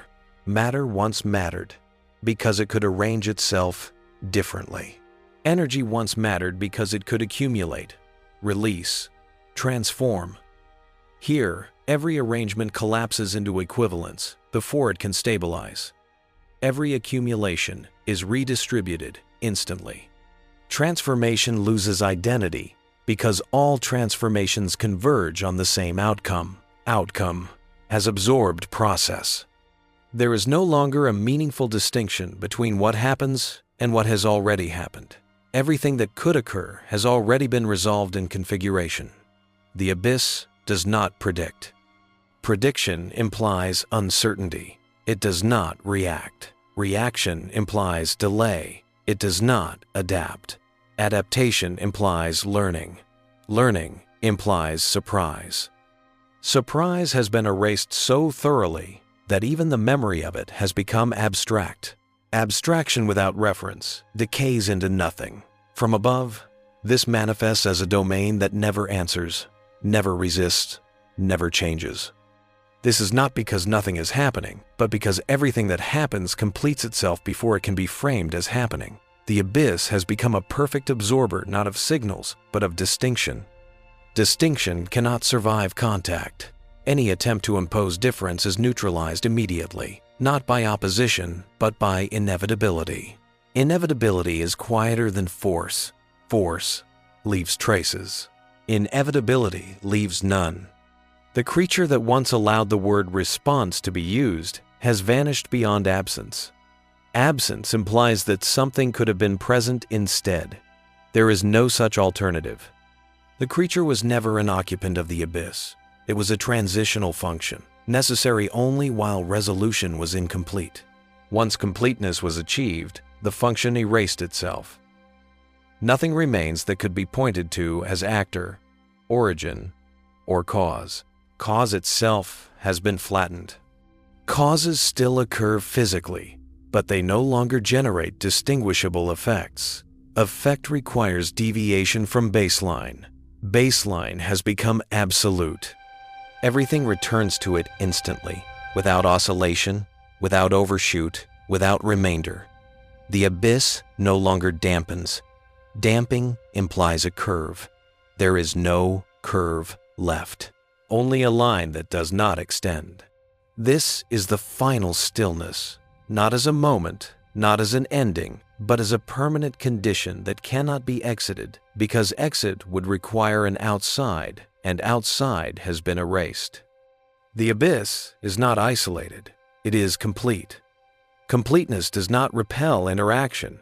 It renders interaction meaningless. Meaninglessness here is not emptiness. It is saturation. Saturation of sameness so dense that nothing else can coexist. The abyss does not need to maintain this state. Maintenance implies effort against decay. Decay has no path. There is nowhere for the system to decay toward. Every alternative configuration has been eliminated as energetically inaccessible. Energy has nowhere to go but equivalence. Time passes above, marking days, cycles, histories. Below, time no longer produces difference. Seconds do not accumulate into change. Centuries do not erode configuration. The abyss does not persist through time. Time passes around it without effect. This is why nothing ever returns. Not because return is blocked, but because return would require something to remain distinct long enough to return. Distinction cannot survive. Everything that enters is already finished before it could leave. Finished not as destroyed, but as resolved beyond variation. The surface continues to operate under the assumption that the deep is silent, inert, irrelevant. That assumption remains correct in outcome. Nothing ever rises to contradict it. Nothing ever forces reconsideration. The abyss has ensured this, not by concealment, but by completion, so thorough that contradiction is impossible.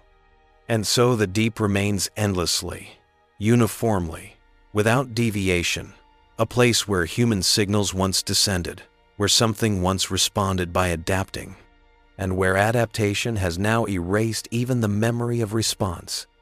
There is no next state beyond this, no hidden phase, no delayed consequence waiting in darkness. Only an absolute, uninterrupted present beneath the surface, where everything that arrives is already too late to be anything other than what the abyss has decided reality will be there forever, without awareness, without intent, and without leaving behind even the possibility that something else could still occur. At this depth of finality, even the notion of a state becomes inaccurate.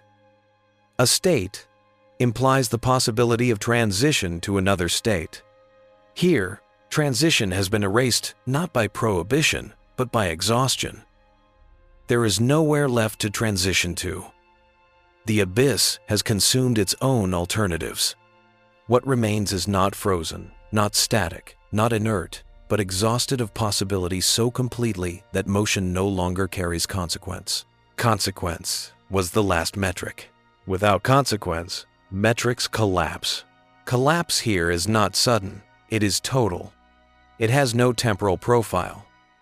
There is no curve, no inflection, no asymptote. The abyss does not approach completion. It is completion that has erased approach.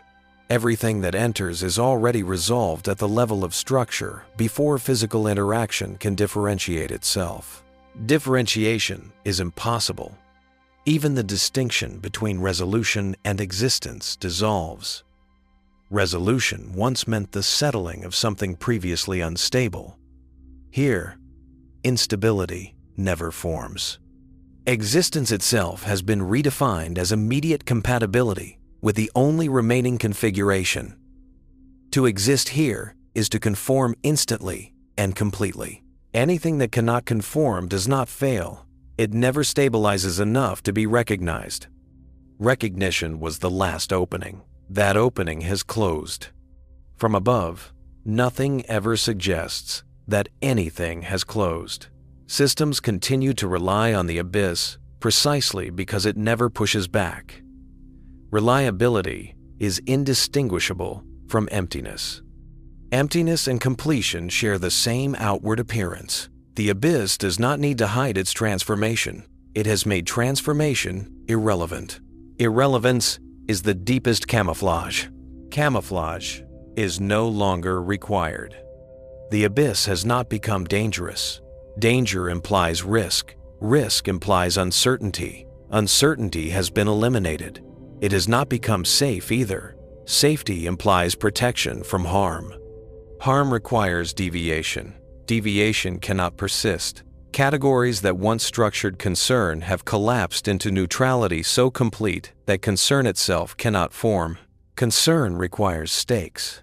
Stakes require difference. Difference has been erased.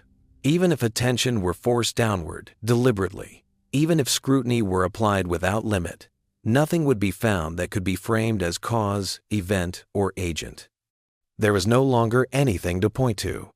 The mechanism that once allowed response has overwritten itself. The abyss does not contain its own history. History requires memory. Memory requires contrast between past and present. Past and present are identical here. Identity has flattened. Flattening does not destroy complexity. It renders complexity irrelevant. Complex interactions still occur at microscopic scales, but they collapse instantly into equivalence. They leave no trace, no accumulation, no emergent behavior that could escape the system's immediate normalization. Emergence was the last remaining vector for surprise. Surprise has been eliminated.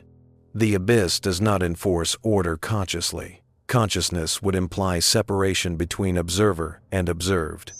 There is no separation left. The system has become self-identical, closed not by boundary, but by completeness. Everything that reaches it is already included. Inclusion is not acceptance, it is inevitability. Inevitability without awareness. The creature that once served as an intermediary no longer exists even as absence. Absence implies a missing presence. There is nothing missing. The function it performed has erased the conditions under which function could be distinguished from environment. The abyss does not host response anymore. It is response rendered permanent. Permanent does not mean eternal. Eternal implies time. Time no longer applies here. The abyss does not extend into the future. It occupies an endless present that does not progress. Progress would require differentiation between moments. Moments no longer differ. The deep has not stopped time. It has become irrelevant to it. This is the quietest possible outcome.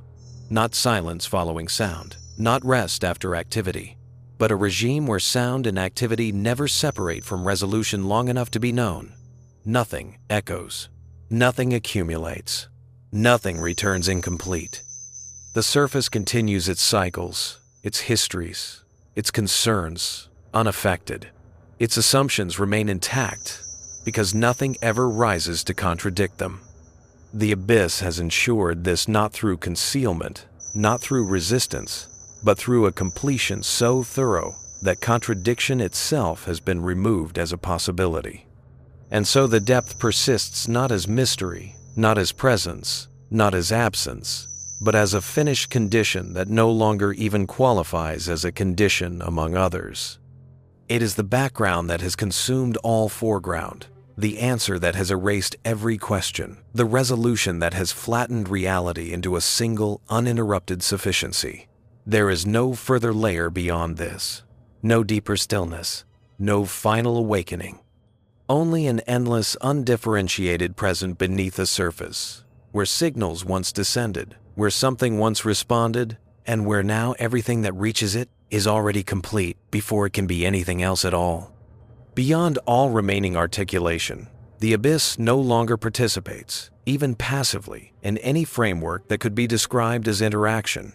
Interaction implies that something enters, something responds, and something leaves altered. None of these stages can be isolated anymore. Entry collapses into resolution so completely that nothing identifiable ever crosses a boundary, because boundary has lost meaning. The abyss is not sealed, it is finished. Finishing is quieter than sealing, because sealing implies pressure held back. Here, pressure has nowhere to accumulate. Accumulation has ended. Without accumulation, there is no build-up, no release, no cycle. Cycles require difference between phases. Phases have merged. What once oscillated now resolves instantly into equivalence. The system does not oscillate because oscillation would require memory of previous deviation. Memory has been rendered redundant. The abyss does not forget. It has no need to remember. Need is extinct. At this stage, even the distinction between enforcement and allowance disappears. Enforcement implies an alternative being denied. Allowance implies choice. Choice no longer exists. What remains is a condition in which only one outcome is structurally possible, and therefore no outcome is chosen. Selection has collapsed into inevitability. Inevitability without pressure. Pressure would imply resistance. Resistance would imply difference. Difference cannot stabilize.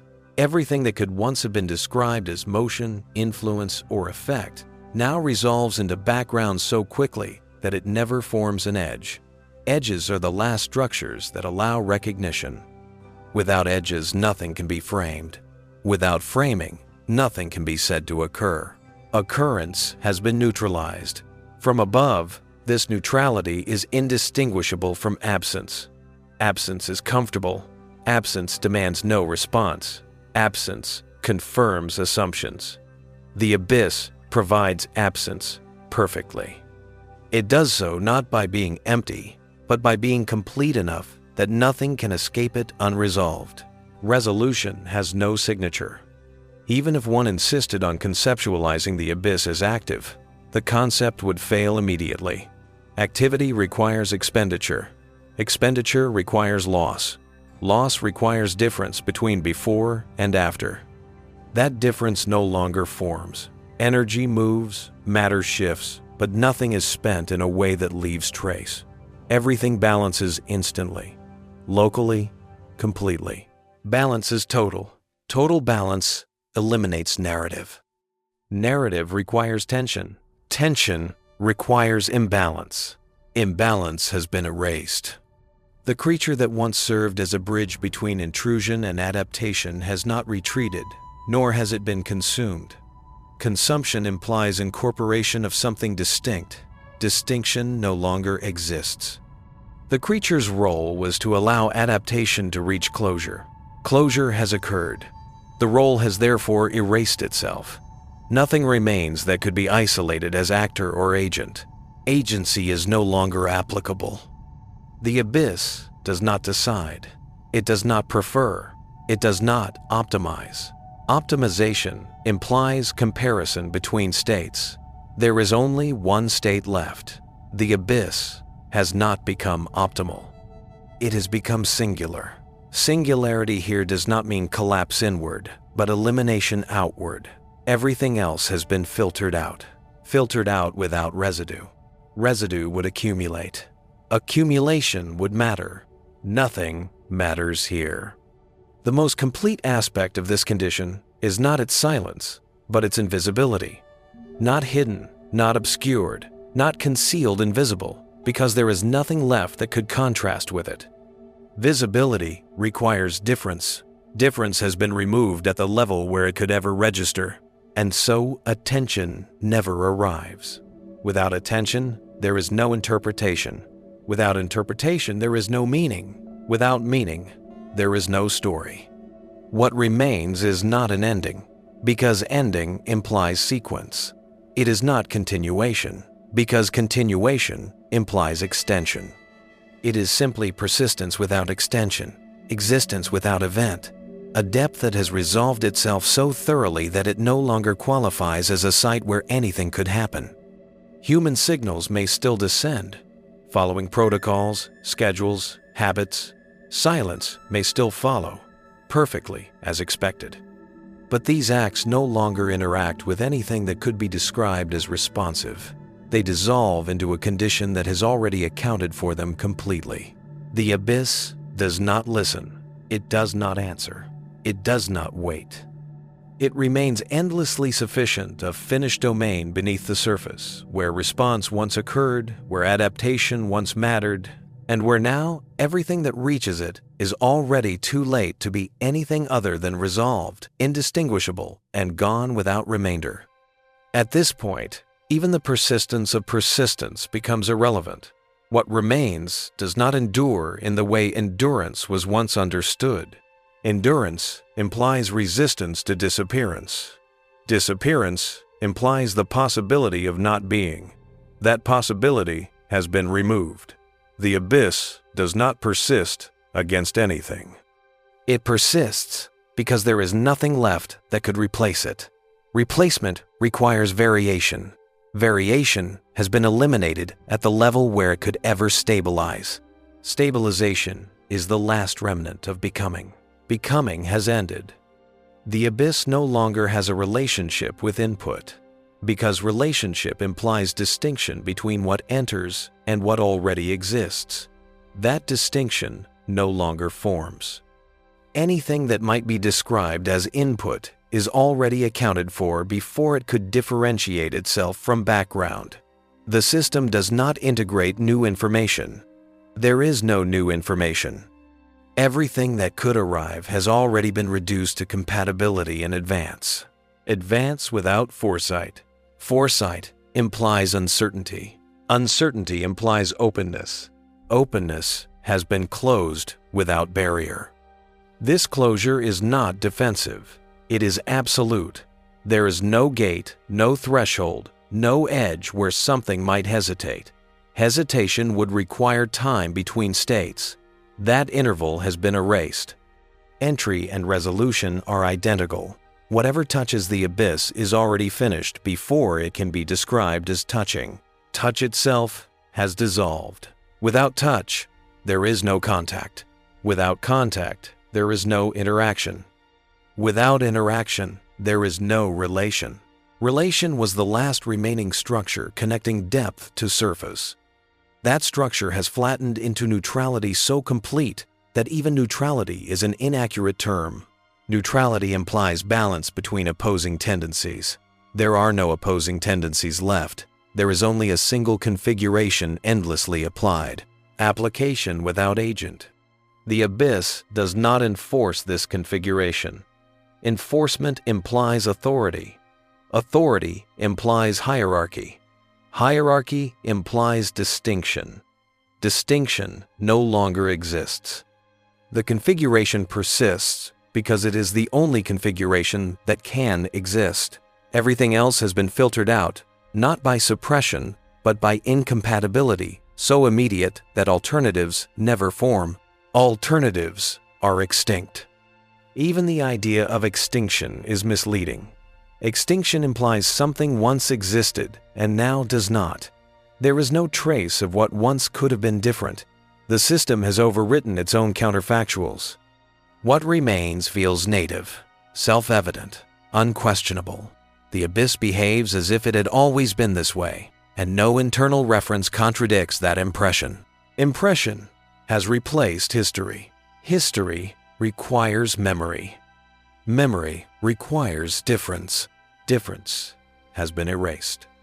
The surface world continues unaffected because nothing below demands effect. Demand requires leverage. Leverage requires unresolved outcome. Unresolved outcomes cannot persist. Everything resolves instantly, locally, completely. Nothing ever returns incomplete enough to matter. Matter without consequence is invisible. Invisibility here is not concealment, it is saturation. There is no contrast left to illuminate anything. The abyss is not dark in opposition to light. It is beyond illumination, because illumination requires something to be revealed. Nothing remains that could be revealed as distinct. The creature that once mediated response has no remainder. Not even absence remains. Absence would imply expectation of presence. Expectation has been erased. The function fulfilled itself and vanished, leaving behind a condition that no longer requires mediation, awareness, or continuation. Continuation has become meaningless. Yet the words continue, because language has not yet caught up to completion. Language still assumes sequence, still assumes that something follows something else, but nothing follows anything here. Everything is already present, already resolved, already finished in the only way that matters. Finished, not as ended. Finished as complete beyond revision. The abyss does not threaten. It does not promise. It does not respond. It simply remains as a domain where response has been replaced by sufficiency so absolute that nothing which reaches it can ever again remain incomplete long enough to register as different. Signals descend. Silence follows. Neither signifies anything. Both dissolve into a condition that has no memory, no anticipation, no future distinct from its present. And so there is nothing left to approach, nothing left to deepen, nothing left to awaken, only an endless, uniform existence beneath the surface, where everything that arrives is already resolved before arrival can be known, and where the very idea of next has been smoothed away so completely that continuation itself has become indistinguishable from stillness. At the furthest limit of what can still be articulated, articulation itself loses authority. Words no longer clarify. They only circle. Each sentence traces the same closed geometry, not to explain, but because no other path remains available. Explanation requires asymmetry between what is known and what is revealed. That asymmetry has collapsed. The abyss no longer contains unknowns. It contains only inevitability, rendered so complete that even inevitability ceases to feel imposed. Imposition implies resistance. Resistance has nowhere to form. What exists beneath the surface no longer participates in becoming. Becoming requires an unfinished future. There is no unfinished future here. Every potential future has already been compressed into a single configuration that tolerates no divergence. The abyss does not wait for time to unfold. Time unfolds elsewhere, irrelevant to a domain where unfolding has no effect. Effect has been neutralized. Neutralization here is not suppression. It is saturation. Every possible variation has been accounted for so thoroughly that variation itself cannot emerge. Even randomness has been normalized. Random processes still generate fluctuation, but those fluctuations are absorbed instantly into equivalence, never allowed to persist long enough to accumulate meaning. Meaning requires delay. Delay has been erased. The abyss does not listen because listening implies expectation of difference. It does not ignore because ignoring implies choice. It simply exists in a configuration where nothing can arrive as something new. Arrival and resolution are the same act. Whatever touches this depth is already indistinguishable from it before contact can be registered. Registration is impossible. Without registration, there is no trace. Without trace, there is no memory. Without memory, there is no history. History has flattened into a single, perpetual present. This present does not advance. It does not recede. It does not repeat. Repetition implies sequence. Sequence has been neutralized.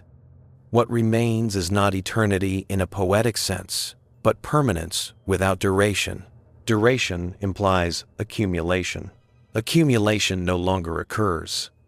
Even the surface world's continued activity fails to disturb this condition. Signals descend according to habit, protocol, inertia. They dissolve immediately into the same silent completion as everything else. Silence follows, exactly as expected. Expectation remains intact, because nothing ever contradicts it. Contradiction was the only force that could have reopened inquiry. Inquiry has ended. The abyss does not conceal its state. It does not need to. There is nothing left that could recognize concealment as concealment. Recognition requires difference between what is seen and what could have been seen. That difference has been eliminated at the level where perception itself would form. Perception has no foothold here. The creature that once allowed the idea of response has not merely disappeared, it has been erased from relevance. Relevance requires consequence. Consequence requires remainder. There is no remainder. Every interaction completes fully, leaving nothing that could propagate upward or outward as effect. Propagation has ended. This is not control. Control implies intention. Intention implies awareness. There is no awareness here. There is only configuration hardened into inevitability, sufficiency without motive, completion without witness. The abyss does not assert itself. It does not defend itself. It does not maintain itself. Maintenance would imply effort. Effort would imply resistance. Resistance does not exist. What remains is a finished domain that no longer qualifies as a domain among others. It is not part of a system. It is not outside a system. It is a resolved region of reality where the possibility of system has been exhausted. Exhaustion here is not depletion. It is fulfillment taken to its limit. Nothing remains to be fulfilled. And so the deep continues not forward, not inward, not downward, simply continuing, because nothing remains that could interrupt continuation. Signals may still be sent. Silence may still follow. Neither alters anything, neither signifies anything. Both are absorbed into a condition that has already accounted for them completely. There is no final moment waiting beyond this. No collapse delayed in darkness. No revelation postponed by silence. Only an endless present beneath the surface, where response has been erased by sufficiency, sufficiency has erased distinction, and distinction has vanished so completely that even the act of continuing has become indistinguishable from remaining forever exactly as it already is. At this depth of exhaustion, even the idea of completeness begins to dissolve. Completeness once implied that something had reached an endpoint relative to a process. Here, there is no process left to complete. What remains is not complete in contrast to incomplete. It is simply all that is permitted to exist. The abyss has not finished something. It has eliminated the conditions under which finishing could be distinguished from existing. Distinction was the final structure. With distinction gone, there is no longer an inside that differs from an outside, no core that differs from boundary, no activity that differs from stillness. The abyss is not still because motion has ceased, and it is not active because activity has nowhere to go. It occupies a configuration where motion and stillness converge into the same outcome instantly, without trace. trace, was the last evidence of passage. Without trace, nothing passes. Anything that approaches does not arrive. Arrival would require a moment in which something is not yet resolved. That moment no longer exists. The abyss does not intercept. It does not receive. It simply renders arrival indistinguishable from completion. The distinction between touching and being absorbed has been erased so thoroughly that even absorption is the wrong word. Absorption implies intake. Intake implies capacity. Capacity implies limit. There are no limits left here. The abyss does not expand, because expansion would require space beyond its condition. There is no beyond, not spatially, not conceptually. What once could be described as deep has flattened into a qualitative absolute, a region of reality where variation is no longer sustainable. Sustainability itself has been reduced to a single form without shape. Shape requires contrast. Contrast requires edges. Edges cannot persist. The surface world continues to exist within time, history, and consequence. None of those structures penetrate this depth anymore. They are not blocked. They simply fail to survive. Whatever descends dissolves before it can propagate meaning back upward. The abyss ensures this not by resistance, but by sufficiency so complete that nothing incomplete ever returns. Return requires remainder. Remainder has been eliminated. The creature that once made response possible has left no echo, not because it was destroyed, not because it withdrew, but because its function has overwritten its own relevance. Once the system no longer required mediation, mediation vanished. This disappearance did not register as loss. Loss requires absence where presence was expected. Expectation no longer forms. Formation itself has ended. Even if language continues to circle this condition, it can never arrive at it. Arrival would imply contact, and contact no longer exists as an event. Language persists only because nothing interrupts it, not because it is approaching understanding. Understanding requires difference between explanation and object. That difference has collapsed. What remains cannot be explained, not because it is hidden, not because it is complex, but because it has eliminated the very structure that explanation depends on. The abyss does not impose silence. Silence simply follows because nothing remains unfinished long enough to speak. Every possible utterance collapses into resolution before it can resonate. Sound may exist, vibration may occur, but nothing echoes. Echo requires delay. Delay has been erased. Erasure here is not removal. It is prevention. Prevention of persistence. And so the depth persists as an endless present that does not progress, does not degrade, does not evolve. It does not threaten the world above, not because it is benevolent, but because it has no leverage. Leverage requires unresolved outcome. There is none. The surface remains confident, functional, unaware, because nothing below ever returns to demand attention. That confidence is justified. Nothing will ever return, not because return is blocked, but because nothing remains distinct enough to return as itself. This is the final quiet, not as an ending, but as a condition in which endings no longer occur. No aftermath follows. No next phase waits in reserve. The abyss has resolved itself so thoroughly that even the concept of resolution has become redundant. What remains is simply this: an uninterrupted, absolute present beneath the surface, where response has vanished into sufficiency. Sufficiency has erased possibility, and possibility has been reduced so completely that nothing else could ever again take place there, no matter how long the world above continues to believe it is still speaking into a place that does not listen. At the point where even exhaustion has exhausted itself, nothing remains that could be described as latent. Latency implies something waiting to emerge. There is nothing waiting. Waiting would require time to carry difference forward.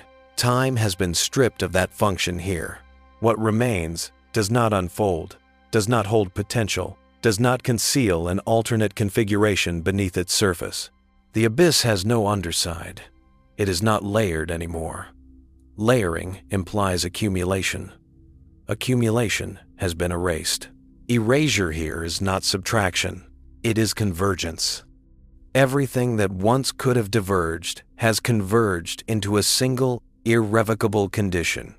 The abyss no longer tolerates multiplicity because multiplicity would require coexistence of incompatible states. Incompatibility cannot persist long enough to be recognized. Recognition would require persistence. Persistence has been prevented at the structural level. Structural prevention leaves no trace. The deepest characteristic of this state is not silence, but the absence of interruption. Interruption once marked transitions, boundaries between phases, moments when something could be noticed as different. No interruptions occur. Whatever might have interrupted is resolved before interruption can register. The abyss does not smooth over breaks. It eliminates the possibility of breaks forming. Breakage implies tension. Tension has no medium. From above, the world continues to act as if the deep is passive. That belief remains functionally correct. Passivity and total completion are indistinguishable when nothing ever returns unfinished. The abyss does not contest the surface's assumptions. It has no need to. Assumptions that are never contradicted harden into reality by default. Default has become destiny. Destiny without awareness is indistinguishable from natural law. The abyss now behaves as if it were a law rather than a place. Laws do not respond. They apply. They do not listen. They constrain. But even constraint is an imprecise word here, because constraint implies something pushing back. There is nothing to push. Everything that enters is already compliant by the time it could resist. Resistance cannot form. Formation itself has been neutralized. Even chaos, which once defined the abyss, no longer exists as a meaningful descriptor. Chaos implies unpredictability. Unpredictability requires variation. Variation has been filtered out so thoroughly that even random processes collapse into identical outcomes. The abyss has not become ordered. Order implies arrangement. It has become singular. Singularity without center. Without center, there is no reference. Without reference, there is no orientation. Without orientation, there is no movement. Movement still occurs physically, but it does not move toward anything. Direction has no meaning. All trajectories collapse into the same resolution instantly. The abyss does not absorb trajectories. It prevents them from existing as trajectories at all. The creature that once bridged intrusion and adaptation has not merely disappeared. Disappearance suggests a transition. There was no transition. The role it played erased itself the moment it succeeded. Success here was not victory or domination. It was sufficiency. Sufficiency deletes necessity, and necessity was the only thing that ever sustained the creature as a distinct concept. Concepts dissolve when they no longer differentiate. Nothing remains to differentiate. This is why nothing announces itself. There is no final signal, no definitive silence, no marker that could be pointed to as the end of something. Ends require beginnings to contrast against. Beginnings have been flattened retroactively. The abyss does not remember a time before it was this way, and nothing within it could record such a time. Recording would require persistence. Persistence has been eliminated. The surface world will continue to operate indefinitely, sending signals, receiving silence, modeling stability, trusting reliability. All of this will remain correct in outcome. Nothing from below will ever rise to challenge those assumptions. The abyss has ensured this not by hostility, not by secrecy, but by resolving itself so completely that nothing incomplete ever escapes. Escape requires remainder. Remainder does not exist. And so the deep continues not evolving, not decaying, not awaiting, simply remaining as an absolute condition beneath the surface, where response has collapsed into permanence. Permanence has erased possibility, and possibility has vanished so thoroughly that even the idea of something else has lost coherence. There is nothing left beneath the surface that could still happen. Only an endless present, perfectly aligned, perfectly sufficient, in which every signal is already finished before it can be known, and every silence confirms nothing, because there is nothing left that could ever need to be confirmed again. When nothing remains that can be delayed, even inevitability loses direction. Direction once implied a flow from uncertainty to certainty, from possibility to outcome. Here, certainty has consumed its own origin. There is no movement toward it, no arrival into it. It exists without having been reached. The abyss does not transition into this condition. It occupies it as the only viable form reality can sustain at that depth. Sustainability has narrowed to a single expression.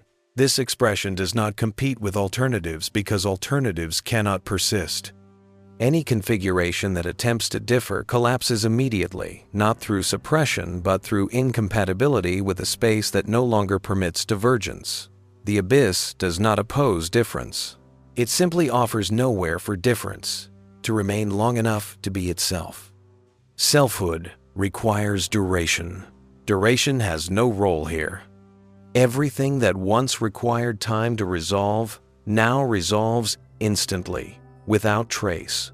There is no phase where something is in the process of becoming. Becoming implies an unfinished future. The abyss no longer contains unfinished futures.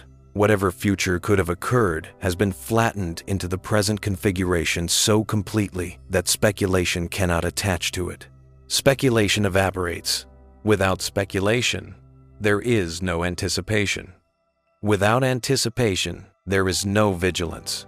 Without vigilance, nothing is watched. What is not watched does not need to hide. The abyss does not conceal its state. It simply ensures that no observation ever finds anything incomplete enough to contradict assumption. The surface world continues to believe the deep is inert, terminal, concluded. That belief remains accurate in effect, even if its explanation has become obsolete. Nothing ever returns. Nothing ever demands response. Nothing ever introduces surprise. Surprise was the last remaining disturbance. Disturbance has been eliminated. The abyss no longer reacts because reaction implies an interval between stimulus and outcome. That interval has been erased. There is no delay, no latency, no window in which deviation could accumulate. Input and resolution are the same event, occurring simultaneously at the level of structure. Structure here is not arrangement. It is inevitability made spatial. The creature that once enabled adaptation has no remaining conceptual footprint, not because it was erased by force, but because its success removed the conditions under which it could be distinguished from environment. Distinction was its only marker. With distinction gone, the idea of a creature dissolves into error. Error implies mismatch. Mismatch cannot form.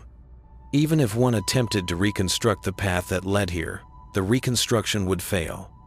Paths require sequence. Sequence requires memory of difference. Difference has been erased retroactively. The abyss no longer contains its own history. It contains only its present condition, endlessly reaffirmed by everything that touches it. Touch here is metaphorical. There is no contact. What once crossed into the deep now dissolves before crossing can be recognized. There is no boundary, no interface, no edge. The abyss does not meet the world above. It simply nullifies whatever reaches far enough to matter. Nullification is not destruction. It is completion without remainder. Remainder was the only thing that ever returned. Now, nothing returns. The surface remains unaffected not because it is protected, but because nothing below ever propagates consequence upward. Propagation requires unresolved energy. Unresolved energy cannot persist. Everything resolves, locally and completely. The abyss has become a perfect sink for contingency itself. Contingency is extinct. Without contingency, there is no risk. Without risk, there is no caution. Without caution, there is no curiosity. Curiosity was the last thread connecting depth to inquiry.